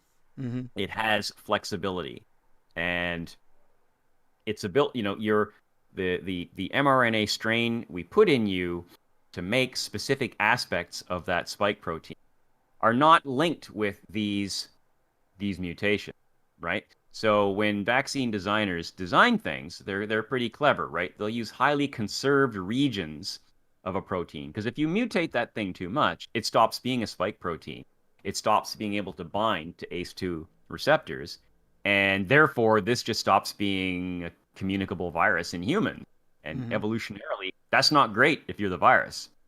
So those strains that will mutate and evolve, that person who is carrying that version will just be the end of the line for that virus. So the versions that can kind of really latch on and go Mm-hmm. are the highly conserved versions. So you pick a highly conserved version of the protein. That's what you target. That's what the immune system sees and goes after. So the spike protein might try and put on a fake mustache to try and fool you, but you're still going to be able to see it, and the vaccine's still going to be effective. So Okay. Well, that's that's good to know. yeah. But obviously, I think we'd all appreciate it if the UK could just try a little harder to make sure that that thing doesn't get everywhere else. Because the last thing we need is this thing becoming more infectious. But at least we have the vaccine. Well, it was amazing seeing those photos of the British are a fascinating people. Just We just are. just wildly just uninsightful in some areas. It's kind of that there's almost like there's got to be like a a post-imperial kind of a mindset where, and this is maybe why British humor works so well, right? So there's this the opinion of self in Hmm. some areas it Yes. flies around here, but actual accomplishment maybe flies a little bit lower.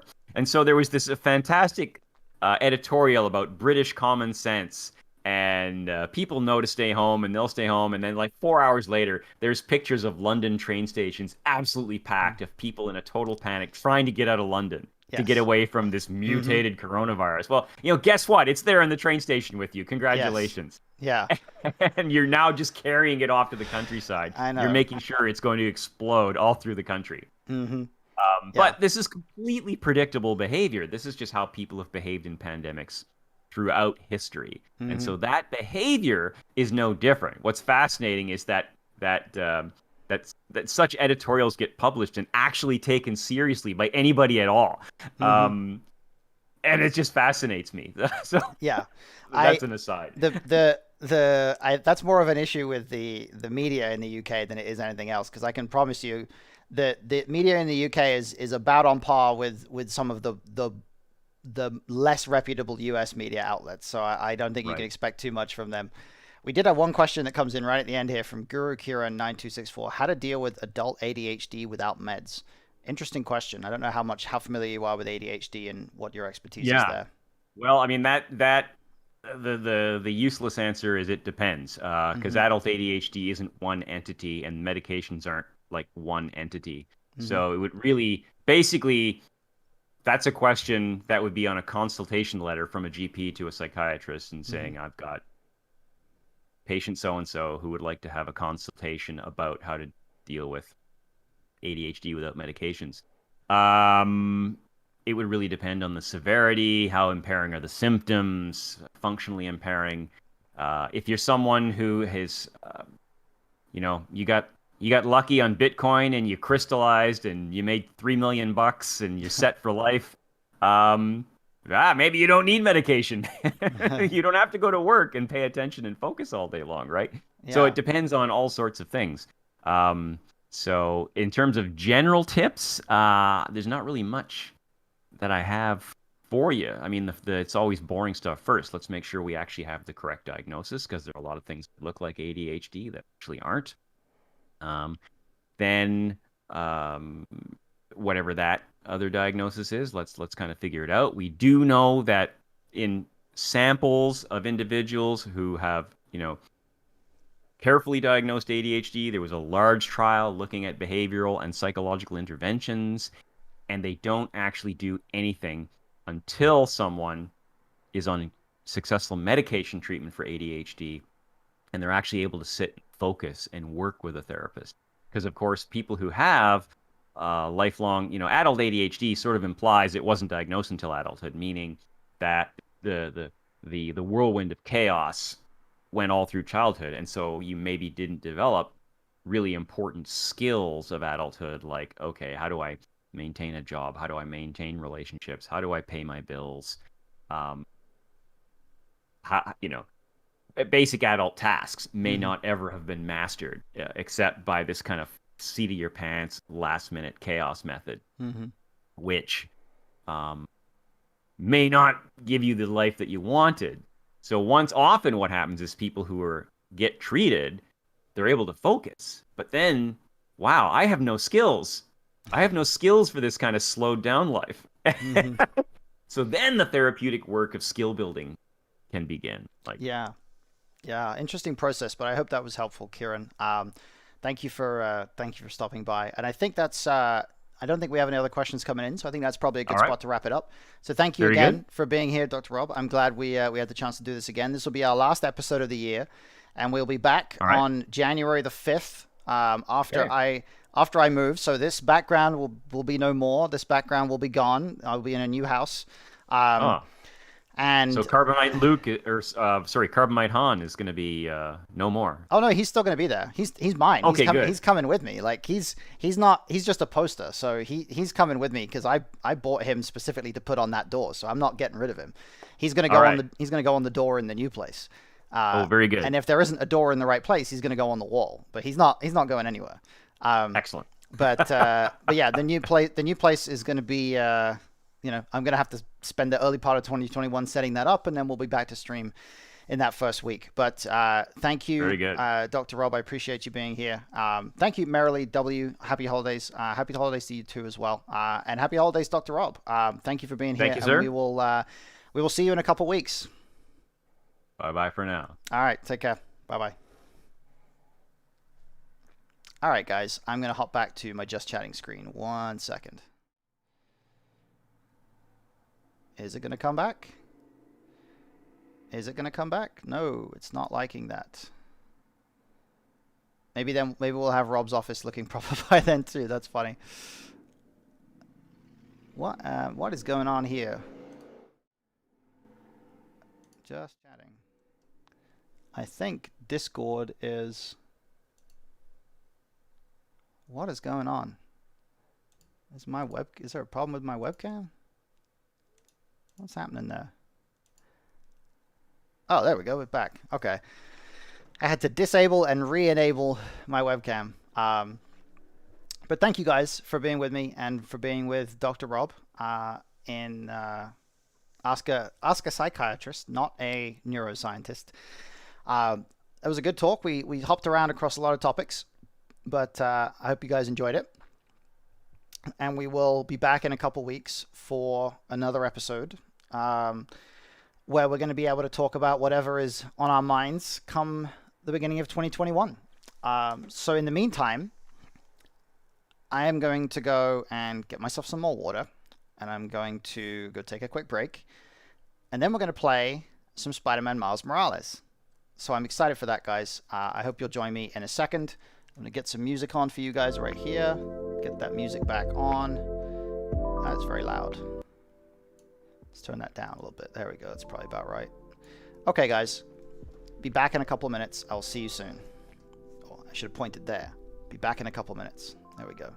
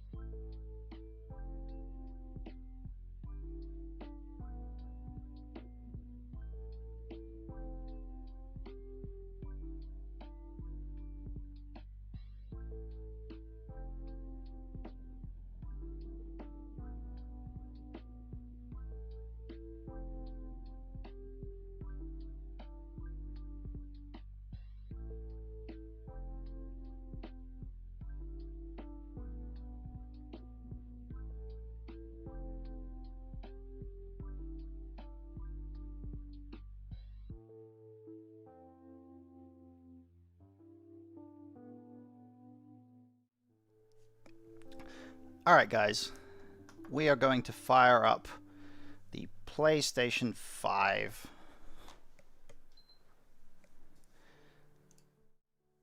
And hopefully we might make some pretty significant progress with Miles Morales. Let's get rid of Mindful Monday, pop up GratiTuesday. PS5 is there. Music is off. Alright, we're good to go. That was a relatively smooth transition. I almost always have some kind of problems with the PS5 right there. But I think we're good. Let's edit the stream info.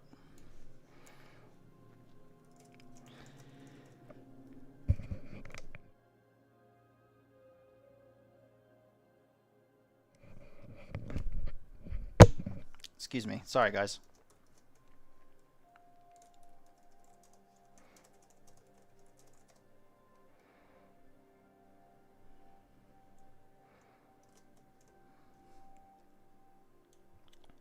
Let's get the topic right.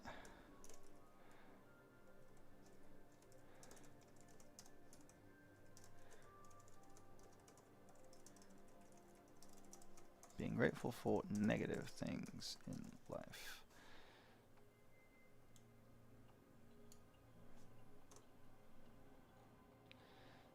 And we are at Marvel's Spider-Man Miles Morales.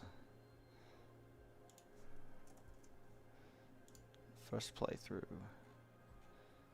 Oops, I gotta move this. Wait. Why can't I? Oh, god damn it, why is it not letting me see the stream info properly? Ah, that sucks. Okay, I'll do it the other way. Sorry, guys.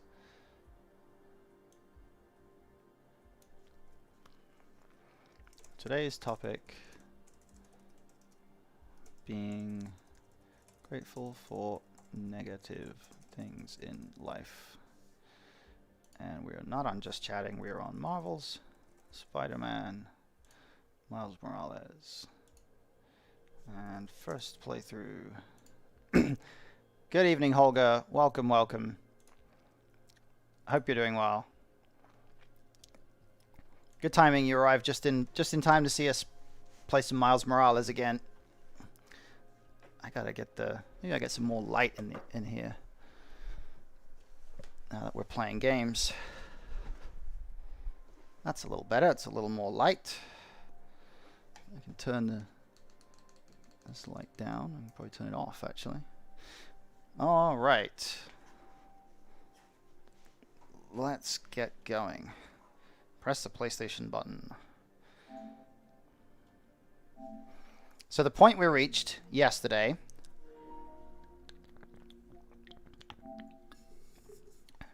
oh, you're starting your Christmas holiday. Cool. Awesome.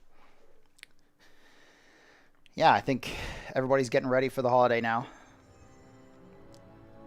I am doing pretty well. I'm tired because I woke up really early today. But other than that, I'm doing well.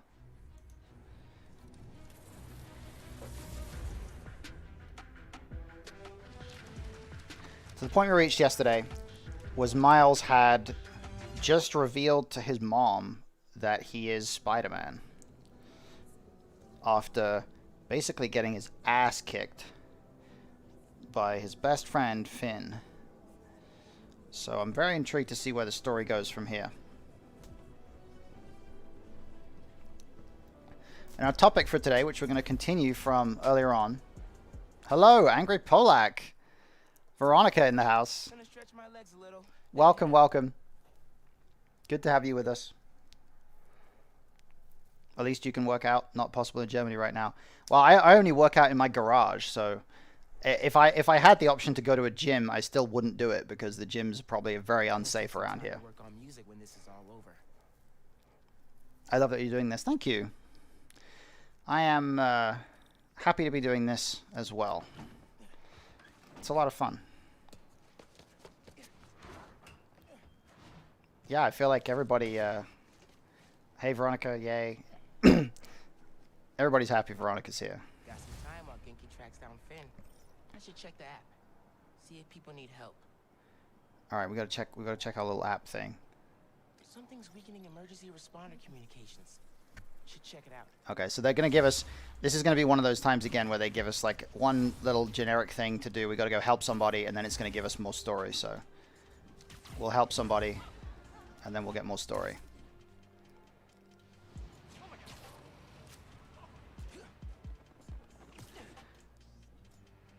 So Miles got his ass kicked last time around, so not sure where this is going to take us. Oh, wow. Holy crap.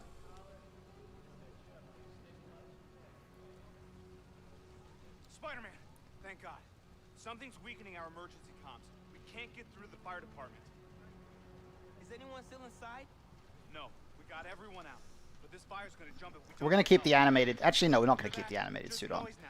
I'm going to put a different suit on. I'm going to put, like, the real suit on. The classic suit. Spider-Verse suit is pretty cool though. What else have we got? Oh, I thought these were. Oh no, wait. I used all my tokens to unlock the animated suit. Never mind. I think I can find the source. Don't worry, I'm gonna get your comms back up. I like that he's wearing a mask. The sooner I get to the source, the sooner the fire trucks get here. I wonder if they added that into the game once COVID started. All right, we just got to follow this little tracker thing on the left-hand side right here. Signal's just ahead. It's gonna turn out to be some gang of, I don't know, some gang of dicks that are just like interfering with things. So far, pretty much every one of these little side quests that I've done. Yep, yeah, here we go. Some gang of dicks.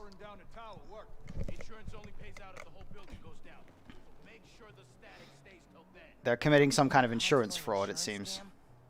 Gotta stop them. So let's just beat these guys up.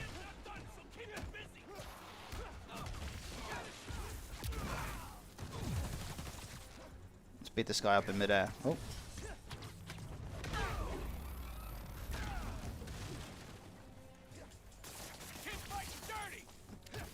These guys are all wearing like the most shady looking generic criminal outfits. Oh, yeet. We just knocked him off the side.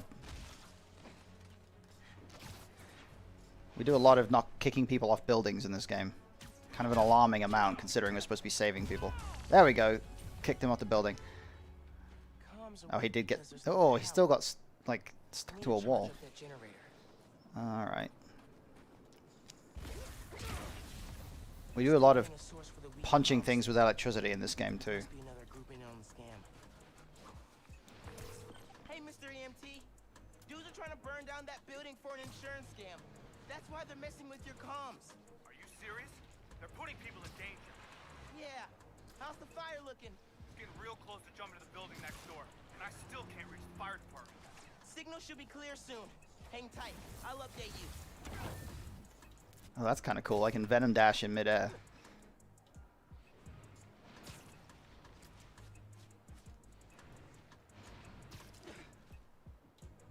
Oops. When I was a kid, I used to really want to go to New York at Christmas time because I saw the movie Home Alone 2. And I know, by the way, I know that's the movie that Donald Trump was in, which I think is hilarious. But I saw Home Alone 2, and I just thought that New York at Christmas looked like this really fun place to be because it was always snowing and like, you know, all this stuff. And of course, it's not what actually happens. I gotta get this webcam a little bit lower down. There we go. It's probably better. And it's going straight into paying for my insurance. What a joke. One big score and I'm out. Wrong way. There we go. That's better angle. I always have to adjust the angle every time. Well, I'm so bad every time they try to make me do anything with stealth in this game. My default option is just to assume I'm going to get caught very quickly and just go loud instantly.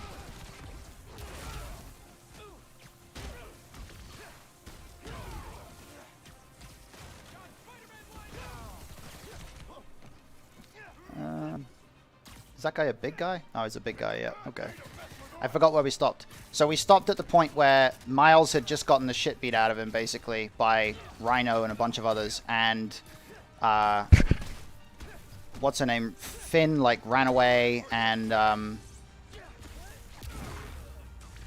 I think he had revealed to his mom that he's Spider-Man. So his mom knows that he's Spider-Man now. Well, he's a Spider-Man. He's one of the Spider-Men. Plural.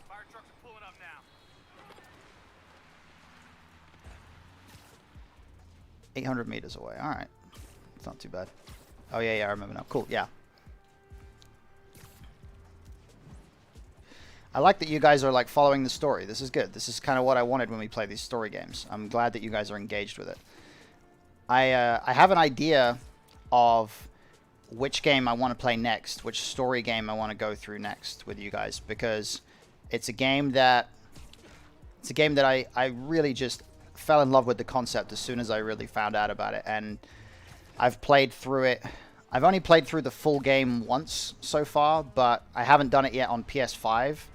And I'm convinced it'll work really well on PS5. It looks amazing. I started playing it through on PS5, but I haven't finished it yet. The game is Horizon Zero Dawn.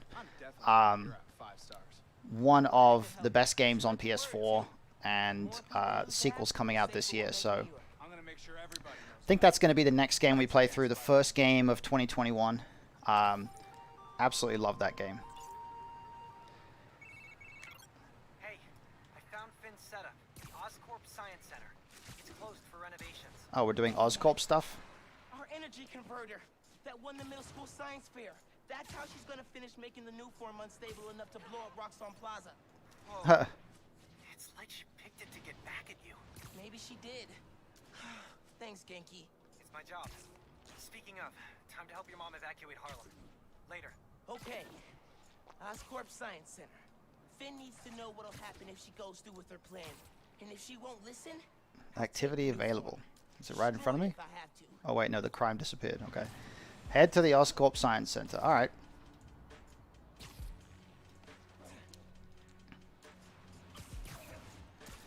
I hope that when they make the next game in this series, I hope that they make it a game where you can play both Peter and Miles. Like you control either one of them and you switch between them. That would be really awesome.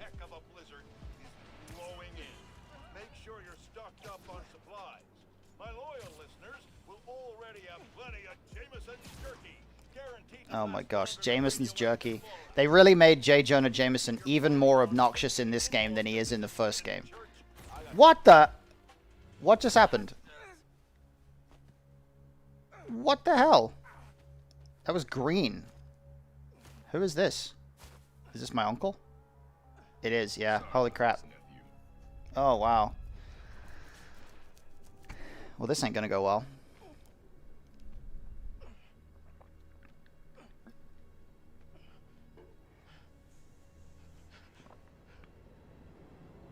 Oh, it's funny. Today's topic being grateful for negative things in life. First bad guy, bad guy in the first game, Mr. Negative. Maybe we should be grateful for him. Go back to being Spider-Man when the heat dies down. And what? Just hide down here? I don't get to pick and choose when I'm Spider-Man. I gotta stop Finn. No, you gotta survive. I've been trying to teach you that, but you don't listen. You want me to survive so bad? Why sell me out to Krieger? Wasn't a sellout. Yeah. I'm serious. You were never supposed to get caught. Krieger broke our deal. You want it back in the family, and that's the best you could do? I saved your life. You threw me in a cell. To protect you. Like this is protecting me? Damn it, Miles. I'm not gonna lose you too. And I'm not gonna let people Wow, this is complex, guys. save my skin. You underestimated me. Whoa. Oh man, I'm gonna fight Miles' uncle. Damn it, no. Don't fight me on this. Use spider sense to detect incoming attacks and counterattack. Okay. Then I'll do what I have to. Keep you safe.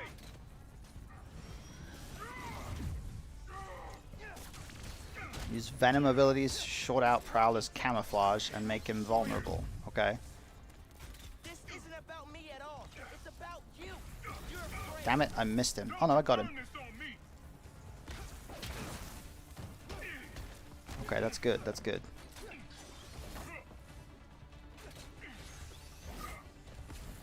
You can't counter every trick. When are you gonna understand that Finish him. for this city? When are you gonna understand you can't do that if you're dead? He's got a point. It's quite hard to fight if you're dead. It's probably not impossible in the Marvel universe, but it's quite hard. Oh shit. My dad can see us now. He'd understand that I gotta protect you. You don't realize I'm the only one trying to save you. And I'm trying to save everyone else. Whoa. Actually, you know what, guys? I took the I took my curtain down and it's now too bright, so I'm gonna put it back up a little bit. Give me 1 second.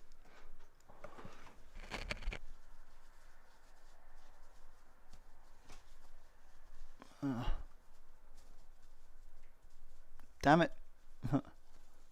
I'm like reaching for the hanger thing. Ah, I can't get it.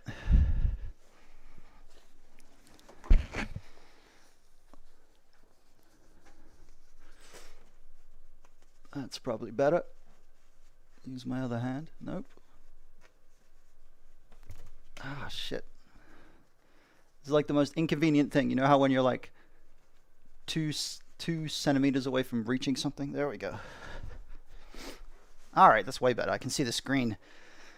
I know you guys probably can't see me quite as well. But I'm hoping it's not too bad. So I can see the screen way better. I couldn't really see it very well before.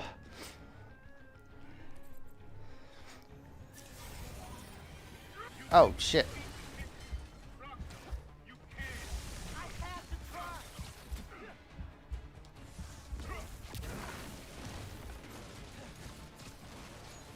Oh.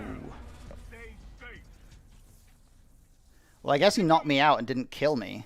I mean, he wouldn't be saying stay down if he'd literally killed me. I have to try. What the? You got tricked. Rockstone countered it. Okay. Oh, no. I have to keep dodging him. He taught me to put other people ahead of myself. There we go. Boom.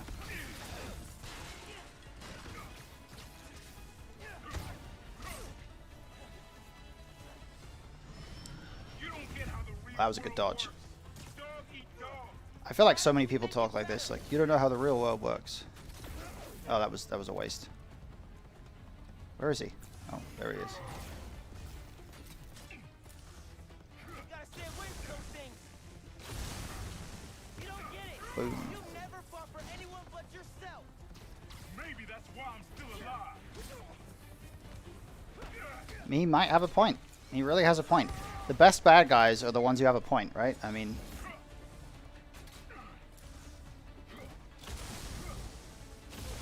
if the bad guy doesn't have a point, it's impossible to see it as a complex story.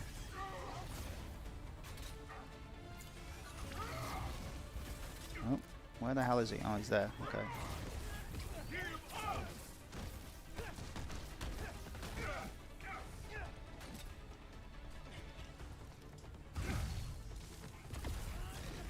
We made so many excuses for you. Finisher ready. Finish him.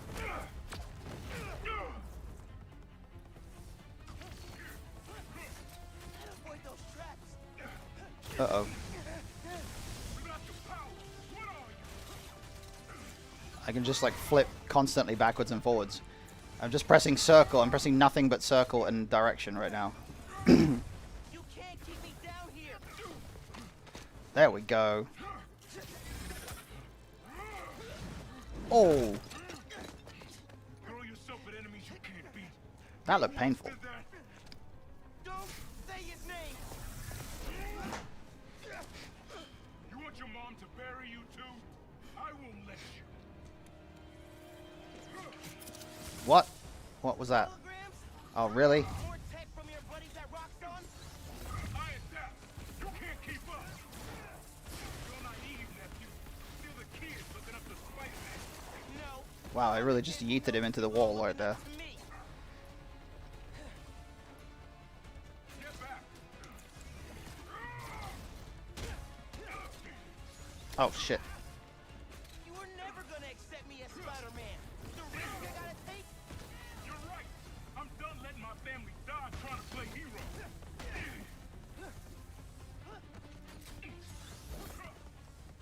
Is that a hologram or is that the real him? I think that's the real him. Oh no, that's a hologram. Oh wow, his holograms look exactly like him. Self-proving you deserve that mask. If that's what it takes. Shit. Ah!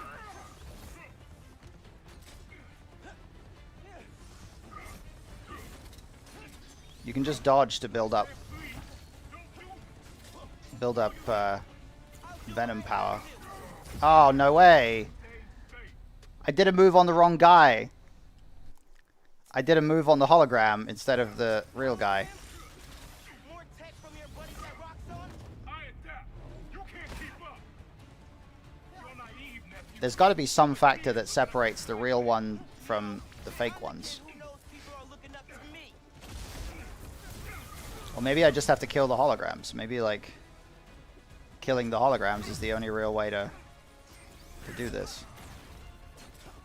You're never gonna accept me as Spider-Man.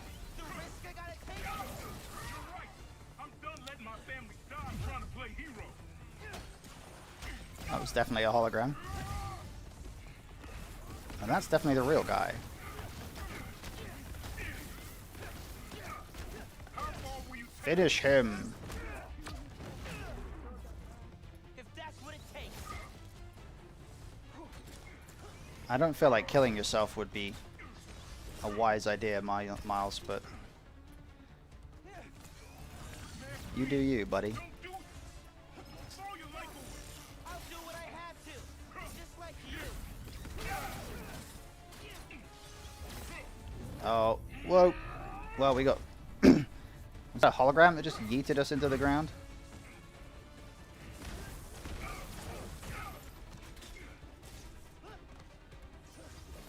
I wonder how many... This time, normally it's like I'm pressing circle a million times, but with this fight, it's I'm just pressing dodge a million times.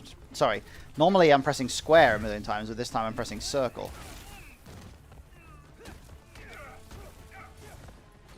This is kind of a fun fight.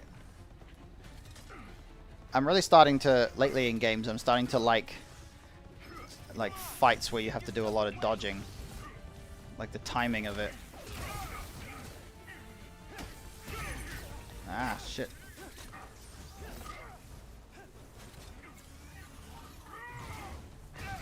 Well, that was a hologram. I never wanted to fight you. Not you.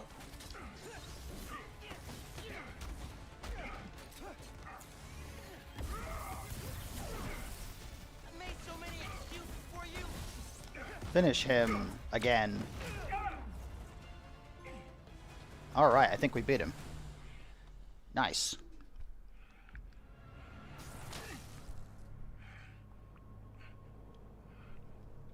I know I messed up. I let you down. We're family. Family? That didn't stop you from lying to me, manipulating me, fighting me? Being family isn't enough anymore. Doesn't have to be like this. You, me, hating each other? That's how it happened between me and your dad. I don't want to repeat that. I don't either. But I can't be the person you want to turn me into. I can't turn my back when people need me. I have to be better than that. He does have a point. Good for him. Okay, now I'm heading back to the Oscorp Science Center. Thankfully, it's not snowing anymore. Wow, look at that! Look at that sunset. What? Dude, are you okay? I had to fight him. Then I said, I told him, we're done.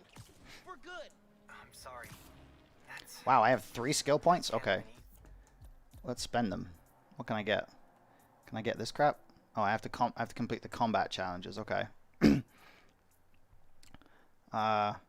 Stunned enemies take 50% more damage from basic attacks. Okay. And then finishers generate 40% of a venom bar. And Venom Punch does bonus damage. Ooh.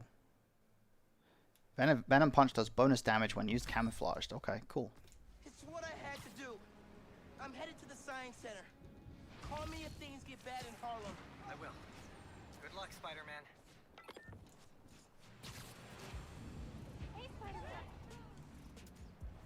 I like doing tricks in the air. It's kind of fun.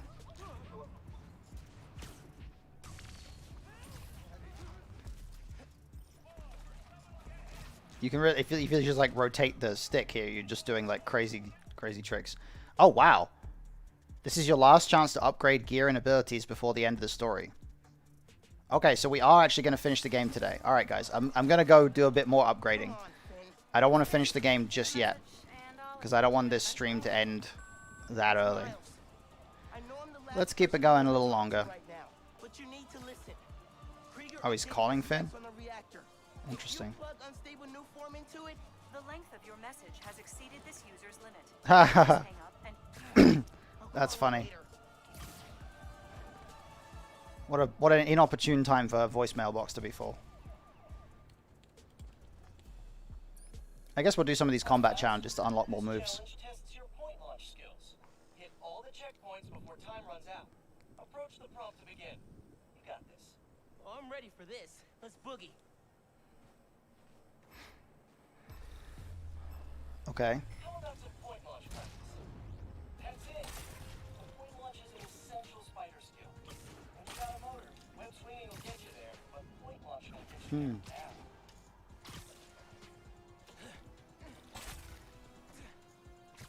Where am I going? Oh, down there? Okay.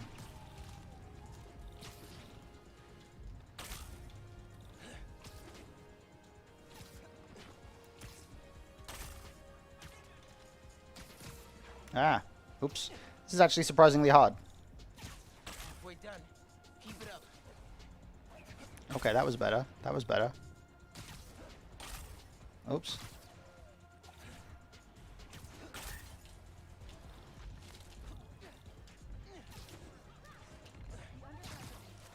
Keep going. You're almost there.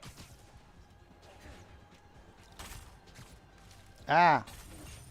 Did we do it? Amazing, Miles. Oh, okay. Do it. Apparently we did it. Oh, wait, I can't hear you.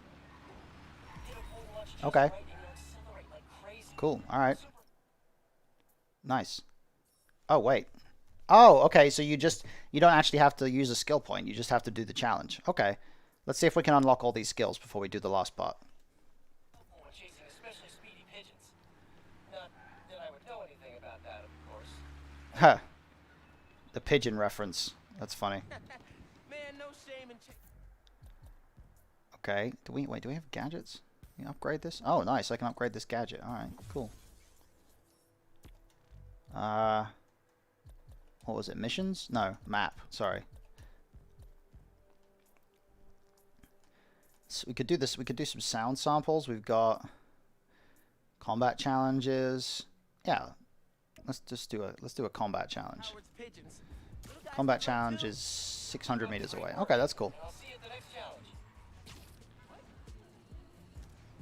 Oh, there's Feast right there.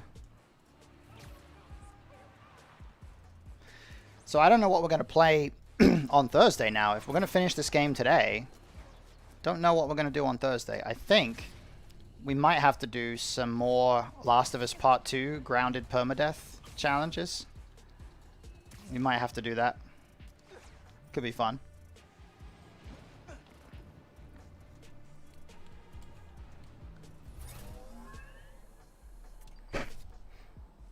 Know the quickest way to end a fist fight?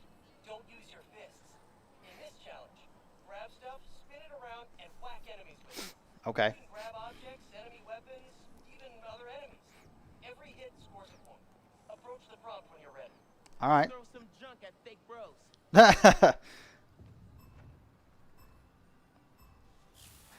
Throw some junk at fake bros. Yanking a weapon out of a dude's hands and throwing it back at him. Poetry in motion. Okay, so this basically I'm not going to press square this whole time. Good. Oh, can we yank a dude? No. Okay. We're going to yank that. Oh, you felt that one. Gotta give Pete props.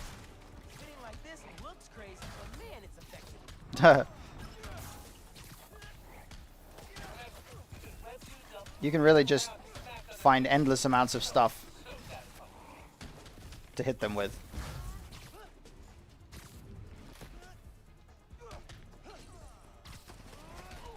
Nice hit. Sorta getting dizzy. Yeah. Be fun though.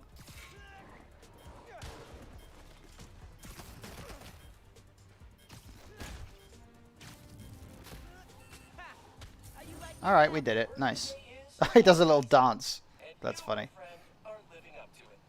Well done, Spider Squire. Okay, new skill unlocks spin cycle. When throwing an enemy, rapidly press triangle during the throw to continue spinning them. Oh, that's cool. Huh. Okay, nice. Smack these bad guys in their holographic headbutt good. Now that you've got your throwing down, try extending your windup before release. Good way to clear some space. See you at the next challenge. Oh, extended windup. Good idea. All right, let's just kind of hang out and do some more stuff. What we got here? We got an audio sample thing. Need to try Finn again. Okay. Your dad and I fell asleep listening to this sound every night when we were kids. It's got a good beat. Okay. Something rhythmic that was around when Dad and Uncle Aaron were little. It's probably the train. That's too far away. Okay. Like that. I thought it would be the train. It's a rhythmic sound, right? What else is there around here that's even making any noise? It definitely sounds like it would be the train. It's too far away. Not this way. Okay. Oh, okay, so I can... Nah,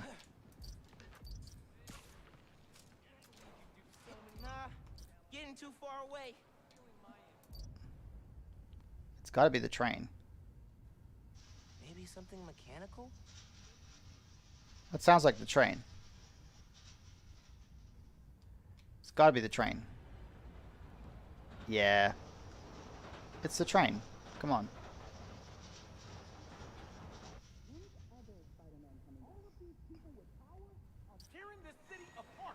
That's funny. Someone behind me just said, "When's other Spider-Man coming back?" Okay. Record audio. Yeah, it's the same shit. Yeah, that's it. Yeah, nice. You All right. probably don't know this, but your dad and I grew up not far from here, before we moved to Brooklyn in high school. Hearing the clatter of the wheels, the squealing when the trains turn or stop, always makes me think of me and your dad's late night talks. Mostly about what we wanted to be when we grew up. I wanted to be a space alien. Duh. Dad's dream changed.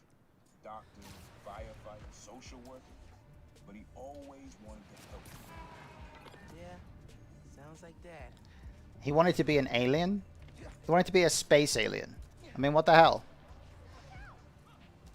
Whose dream is to be a space alien? He must have been really young. Okay, so we've already done this? Yeah, we've already done that challenge. Okay.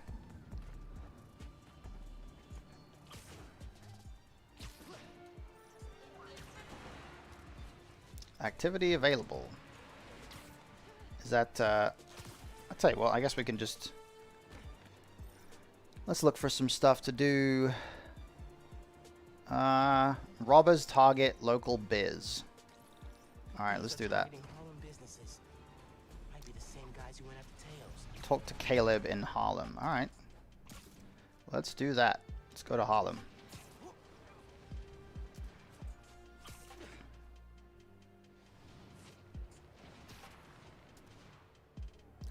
So tomorrow, as I've mentioned on stream, we're gonna announce the winner of the PS4 giveaway. We're going to also have a couple of announcements about the stream.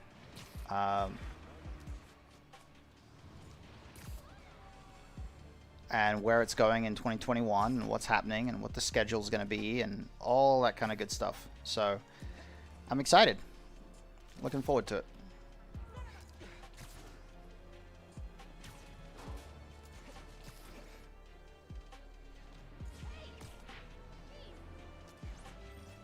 Alright, that's where we need to go. Right there. Let's talk to this guy. What's up, dude? Oh. Spider-Man, hey. I'm Caleb. Good to meet you. Saw your mural at Teo's. Oh, that's the other guy. But I'm still here to help. Every business on this block's had inventory stolen over the last few weeks. Paper products, kits, sanitizers. We're all local. We can't swallow a loss like that. Did you report it? Sure, but no one's taking us seriously. Camille, she runs the restaurant next door. Decided to look into it herself. Went down to the shipping center that supplies all of us. I'll meet her there. See if I can help. Thanks, Spider-Man. Good to have you looking out for us. Caleb's clean cuts. Pana fuerte. Learn, read, think, dream. Okay. What else we got? Tienda de comestibles. Supermercado. Farmacia. Panaderia. Oh, this is like the Hispanic neighborhood. Or the Spanish Quarter or whatever. Awesome. That's cool. I don't know who that is, but it's cool.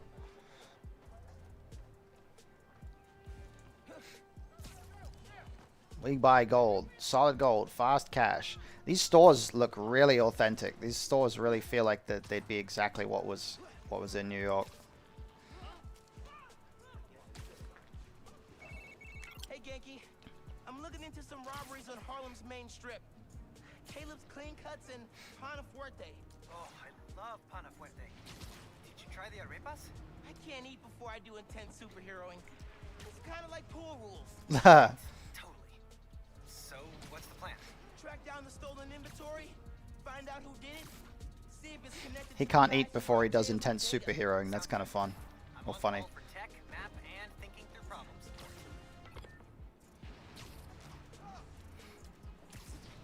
So I'm curious about this guy's name, Genki. What is that? Is that short for something, or is that like a? Does that name have a specific etymology that I'm not aware of? Because I have never heard that name before. His last name is Lee. L-E-E. But I have never heard of anybody called Genki. It feels like it's a nickname.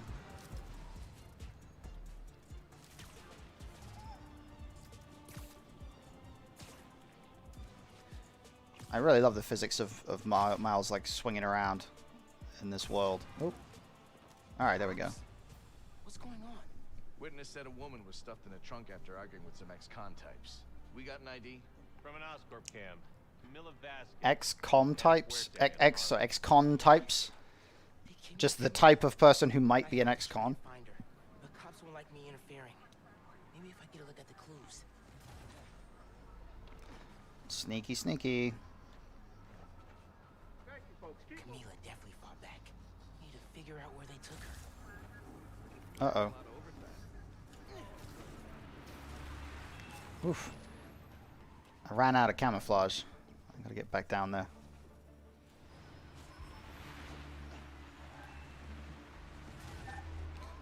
Ah, there's a clue over there.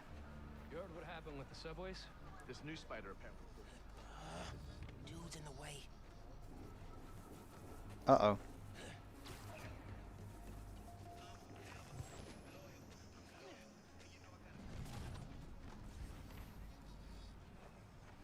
Oh, I gotta distract this dude.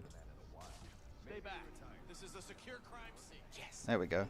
Now I can get a look at that clue. Jacket from David's Complete Auto Repair. Someone dropped it when they peeled out. Hey, you know where I could find David's Complete Auto Repair? There's 12 of them in Manhattan. I need to narrow it down. Alright, well, that was pretty good. That was not a bad start. Uh-oh. I think the cops saw me. Oh, no. Return to mission. Well, where am I going, then? Oh, we're just looking for more clues, I guess. Robberies were reported up north by So, footsteps. Ah, I see. Flip. Ooh. Okay. Read. Parking garage receipt. Chinatown. Is there a David's Complete Auto Repair in Chinatown?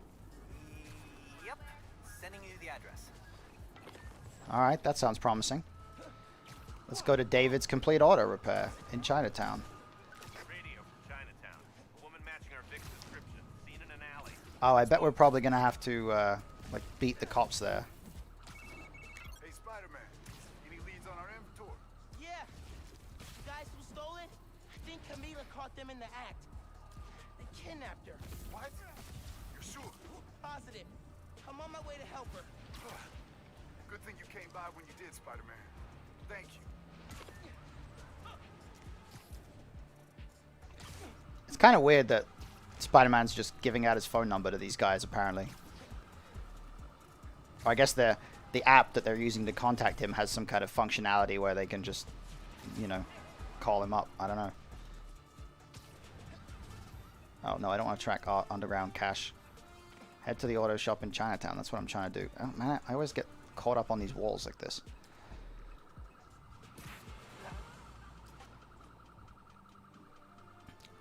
Speaking of being grateful for negative things, the topic of today, I wonder if Miles is grateful for the radioactive spider bite that happened to him. Probably, right? I mean, something gives you superpowers, like... Oh, we're gonna do a car chase.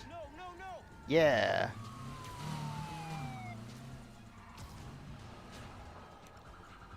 Just let Camila go. Am I seeing this right? Camila's in that car? Yes. That's speeding through Manhattan, dangerously close to crashing? Yes. Yes, and I'm chasing it.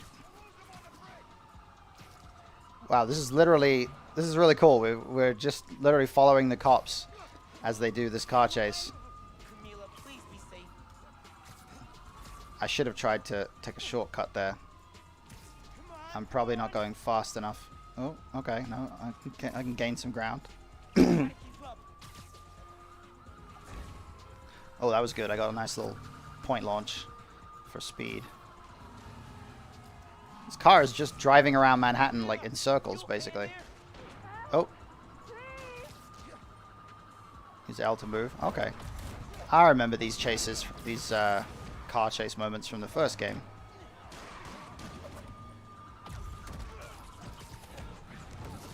Yeet.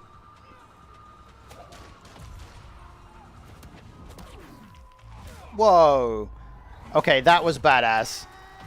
That is... that was really badass. Oh my gosh. That was great. Now get her out of the trunk. Get that trunk open. Just broke somebody's front window by that, but... Are you okay, ma'am? Spider-Man, I didn't expect you to. But those men, It's okay now. You're safe. those men were paid to steal our inventory. Drive us out of business. They're holding it at the docks on FDR, near the bridge. I'll get your stuff back. Do you need help getting home? No. I can call a cab. Gracias. You saved my life, sir. That's funny because if he says, because Miles speaks fluent Spanish, right? So like, if he says gracias back in a Spanish accent or in a very good accent, then it might give away a little bit of a clue as to his identity, maybe. Anonymously filed a request with the city to use eminent domain powers and condemn Camila and Caleb's block. Has to be the guy paying our criminals, right? So he can move in? Totally. I put in a counter request asking for an investigation. Oh, I bet this is like, this might be a Fisk thing. Dude, you're a genius. I'm headed to the docks to get the supplies back. Call you soon.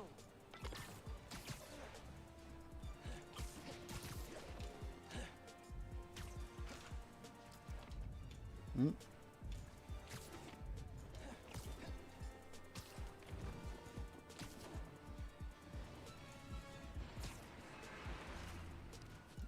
Do a couple tricks. Oh wow, he did like a laying back in the air thing. That was kind of cool. Crates. More crates. Oh, a shipyard fight. Okay. The supplies. Bet those guys know. If I listen in, I can figure out which crate to open. What do you think he's gonna build on the land? Apartments, maybe. Office space. Gonna run drugs out of them? Probably. Good way to make money quick. Not in my neighborhood, it's not.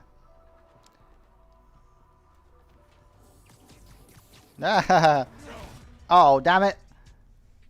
Okay, I was hoping I could just like troll them while invisible. That didn't work very well. Press R3 to find enemy conversations. What do you think he's gonna build on the land? Apartments, maybe. Office space. Gonna run drugs out of them? Probably. Good way to make money quick. Not in my neighborhood, it's not. Don't know if if I'm gonna keep working for the big guy once he's settled in Harlem. Why not? It's good money. Some of what he wants to do don't sit right with me. Drugs, fine. Rackets, sure. But he kills people. Didn't know you was squeamish. Gotta draw the line somewhere. I need. Okay.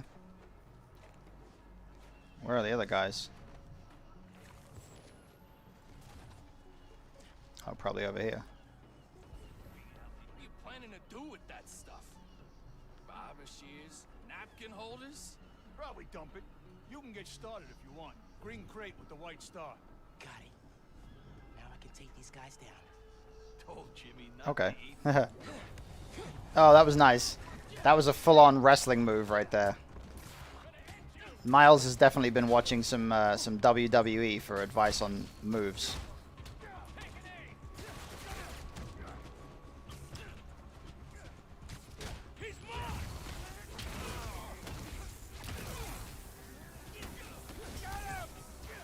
Those two guys are exactly the same. Oh wait, they're wearing slightly different hats. They're wearing the same jacket though. It's kind of funny. Say goodnight, big guy.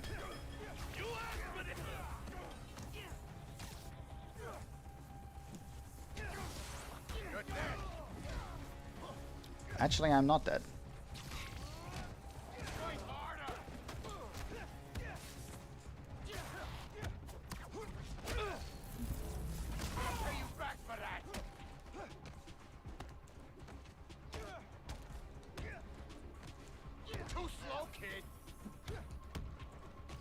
It's a union thing. They have to wear them.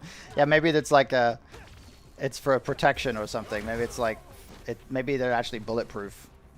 It's a special brand of bulletproof jacket that they got. They have the same supplier.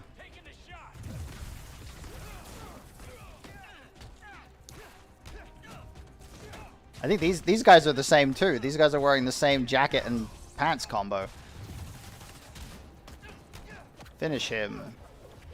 Bang. Harlem 1. Alpha guys working for mystery boss? 0. The mystery boss has got to be the Kingpin. It's got to be Fisk. White star. Green container, white star. Okay. Where would that be? Oh, right there. Okay. That's it. Try to get in there. By other crates. Could use that crane. Oh, we get to use a crane?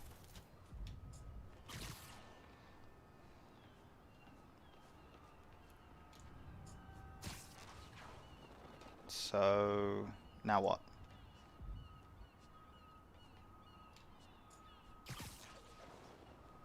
Wait, that wasn't what I wanted. Let's go up there. Can I? No. Huh. I've lost track of where the thing even is. Crane is up there. Can I move something? Ah, wait. Okay. Is this a...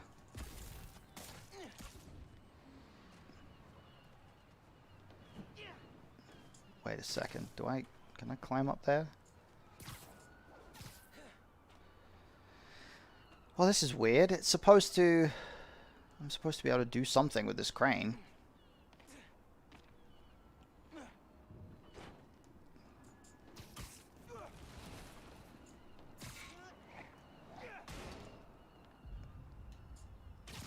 Anything? The guy's still twitching? Where? I didn't see a guy twitching. That's funny though. What the hell is... That's not a crane. That's the crane, right? Ah, there we go. It's the wheel part. Need to lock the gear. Oh, right. Yeah. Okay. I got it. Oh, damn it.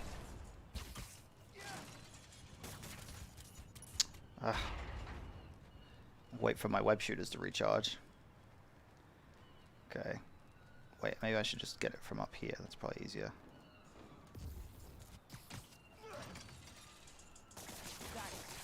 Okay, Now nice. get that inventory out of the crate. All right. What? Uh-oh. For real? More of you?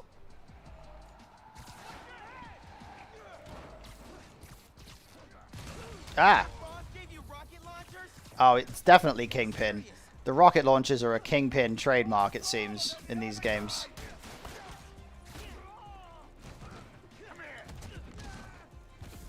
Boom. Wow, that absolutely messed up their car. Sorry, guys, you're going to need a new car after that.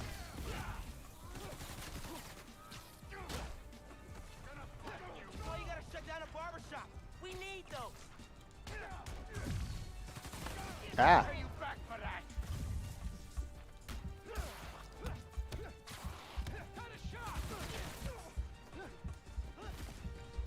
Get him. Get him. Boom. I am so ready for you guys to be out of Harlem. Got my eye on Ah. Boom. Is there more? Oh, there's one guy? Oh, this guy? Okay. Oh, no way. Okay. You're going down. You take this. Take him out in midair. There we go. That looked painful.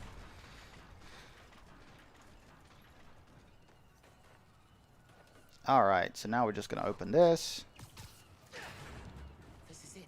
This is Stolen it. supplies. Well, okay, I'm climbing on nothing. Found your Look at that. You see that? That was Bring weird. the trucks down to the docks, and I hope you move it back.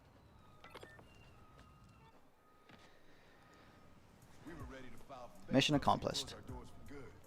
Because of you, we're back on our feet.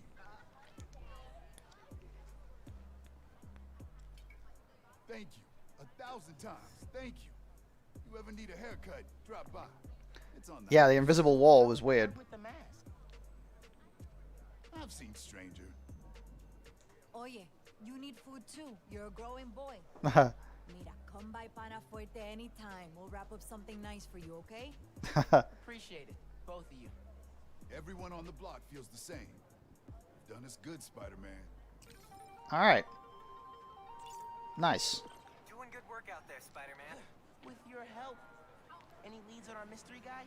Yeah, I'm working on a short list. So far I've got Vulture, Scorpion, Tombstone. Don't think Electro could pull off something like this. That's a lot of big names. But we'll deal. I want him out of our neighborhood. Aw, it's the first time you've called it ours. Weird. Too late. That's funny. Oh, we have suits or mods available for purchase. Alright. Gadgets, maybe? Improved recharge time? Okay. That's good.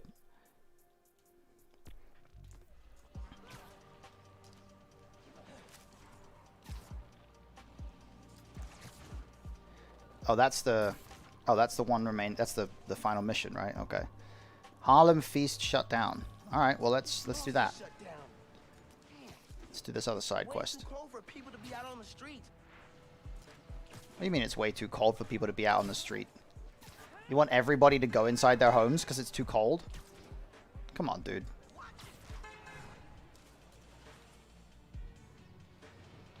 Can't be that cold. It's not Russia. I should go as Miles. Figure out what's going on at Feast. Alright, so we're back in regular mode. We're back in Miles mode. Hey, Genki. I'm gonna talk to Gloria about Feast. As me, not Spider-Man. Hey, Gloria. What's going on? Why is everyone outside? A pipe burst. We cleaned it up, but the city won't let us reopen. Oh, I get it. He's not complaining about everybody in the city being outside. He's complaining about the people being outside Feast. Can you send people to other Feast shelters? They're at capacity. Everyone here, they've got nowhere else to go. We're trying to keep people warm and fed, but in this weather... Anything I can do to help?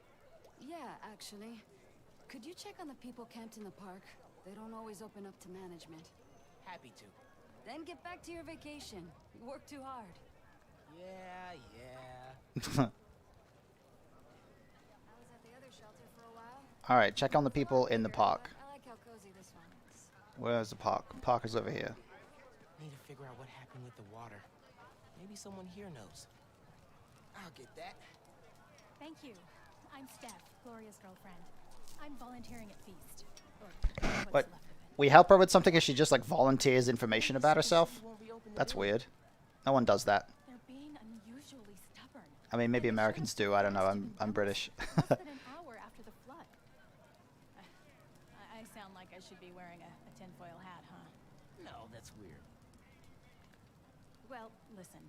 Thanks for your help.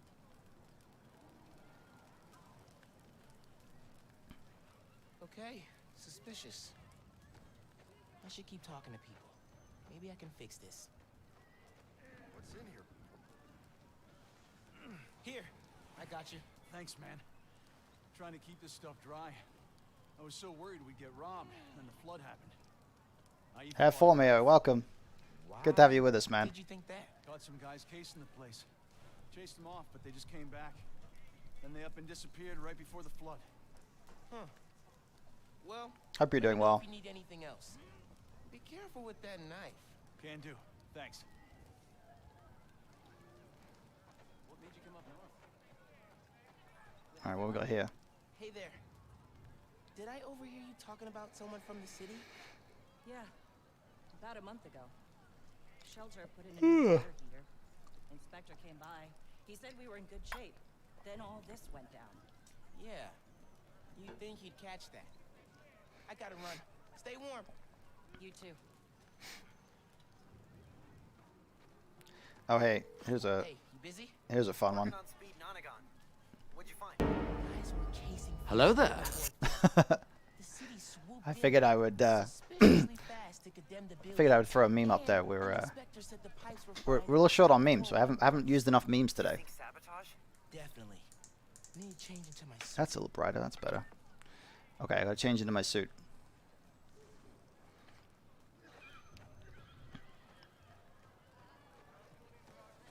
I should change. What else we got? Other memes. Oh, you know, tell you what. I tell you a good meme that I can use right here. This might actually work. This might work really well. All right, you ready, guys? I did not hit her. It's not true. It's bullshit. I did not hit her. I did not. Oh, hi, Mark. I wanted to make it look like he was coming out of the wall right there. I should turn up the volume on Oh Hi Mark. Then we've got this one too.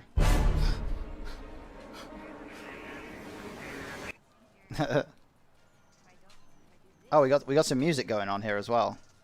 This guy's playing music, so maybe if we've got some music, maybe we should bring this out. The cat likes some music. Cat's rocking out. Thank you, Holger. I'll drink some water.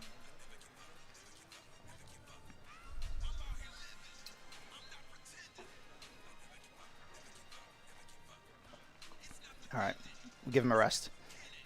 Anytime there's music playing that the cat can jam out to, we'll bring out the cat jam.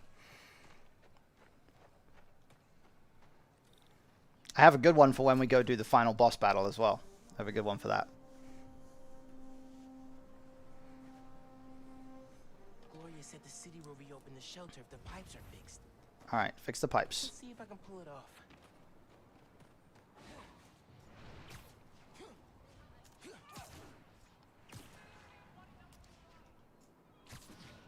Leads to a storm drain. Clogged by trash. Huh. No wonder the pipe burst. Cleared the trash. I don't think the water's running. Oh, you know how to fix it. You gotta find the pump station. How do you know that? I did the Clean Up the Rivers project in 4th grade. So they're sparkling clean now? Well, cleaner. Do not go in the Hudson. Not that way.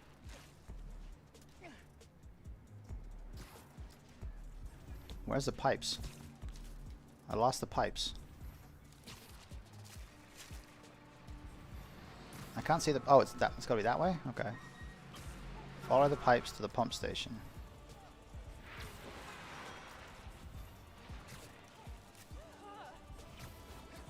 I completely lost where...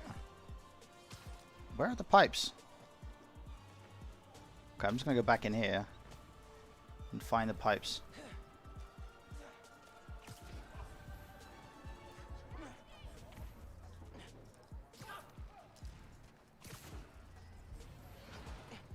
I can't see the pipes anywhere. Where the hell are they? I should go back up to that roof, I guess.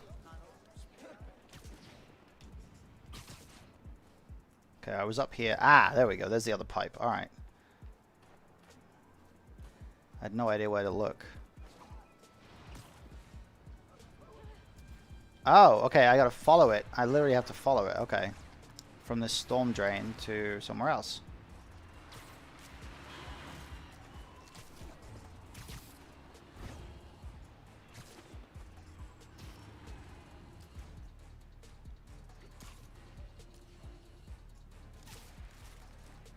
I'm not sure what I'm gonna find at the end of this.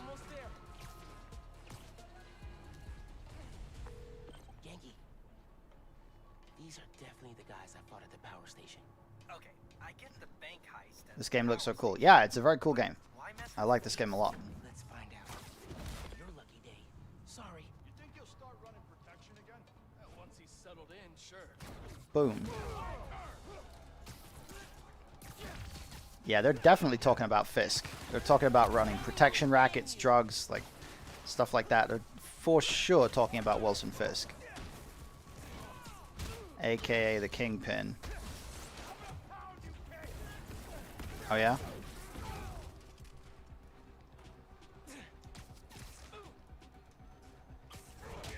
Finish him. Boom. Okay, seems easy enough. Hey, clean up the rivers guy. Pump's pressure is in the red. Looks like they messed with the valves. You'll have to reset them individually before you can turn on the pump. Did you hear those guys? Their boss wants to run crime in Harlem. Drugs, protection.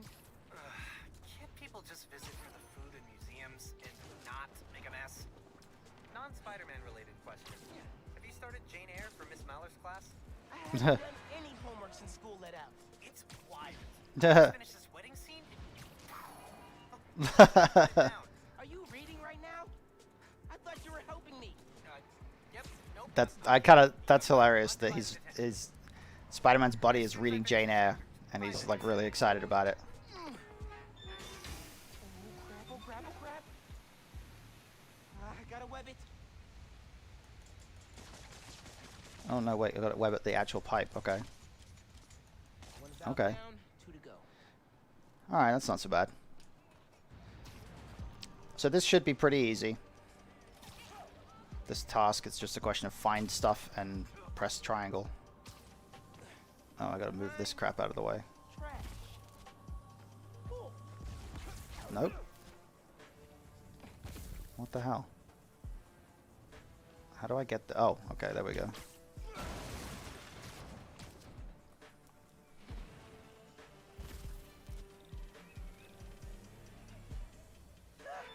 Oh man, that's so cold. That's two. One more, and I can turn the water back on. Alright, well that's two. Yeah, that's 2 out of 3, like he said.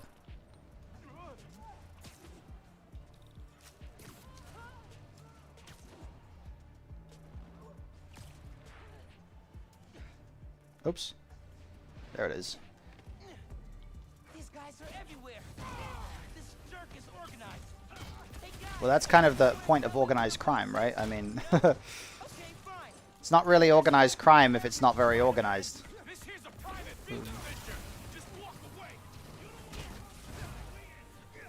Did that guy get frozen in... Like, look at that! Look at that! That is hilarious. Look at the pose that guy is frozen in. Okay, he's still there. Oh my god, I think he's like unconscious in that pose.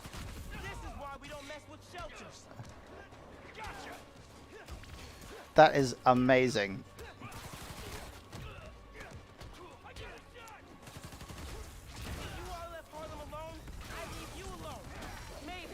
Finish him. Look at this guy. Look at that. Can you imagine being knocked unconscious in that pose? I mean, what is going on there? How did that even happen? He's like balanced. He's balanced on top of a garbage can, on his left shoulder. His right leg is like hanging off. Can we hit him so he falls to the ground? Okay, let's try. Let's try. No, we can't. We can't knock him down. We can't do anything for him. I feel bad leaving him there too. Like, what's going on? There's nothing we can do. We're like, oh, this is looking a bit weird now. But there's nothing we can do to get this guy out of the way. Maybe we can, if we launch this thing. No. Look at this guy. Look at this guy as well. This guy is... What's going on with him? He's like doing a yoga pose right there. What is going on with these two guys right now? He's one of them is like hanging from one foot, and the other one is sort of locked in a weird yoga pose. Maybe his hand is like stuck to the wall or something.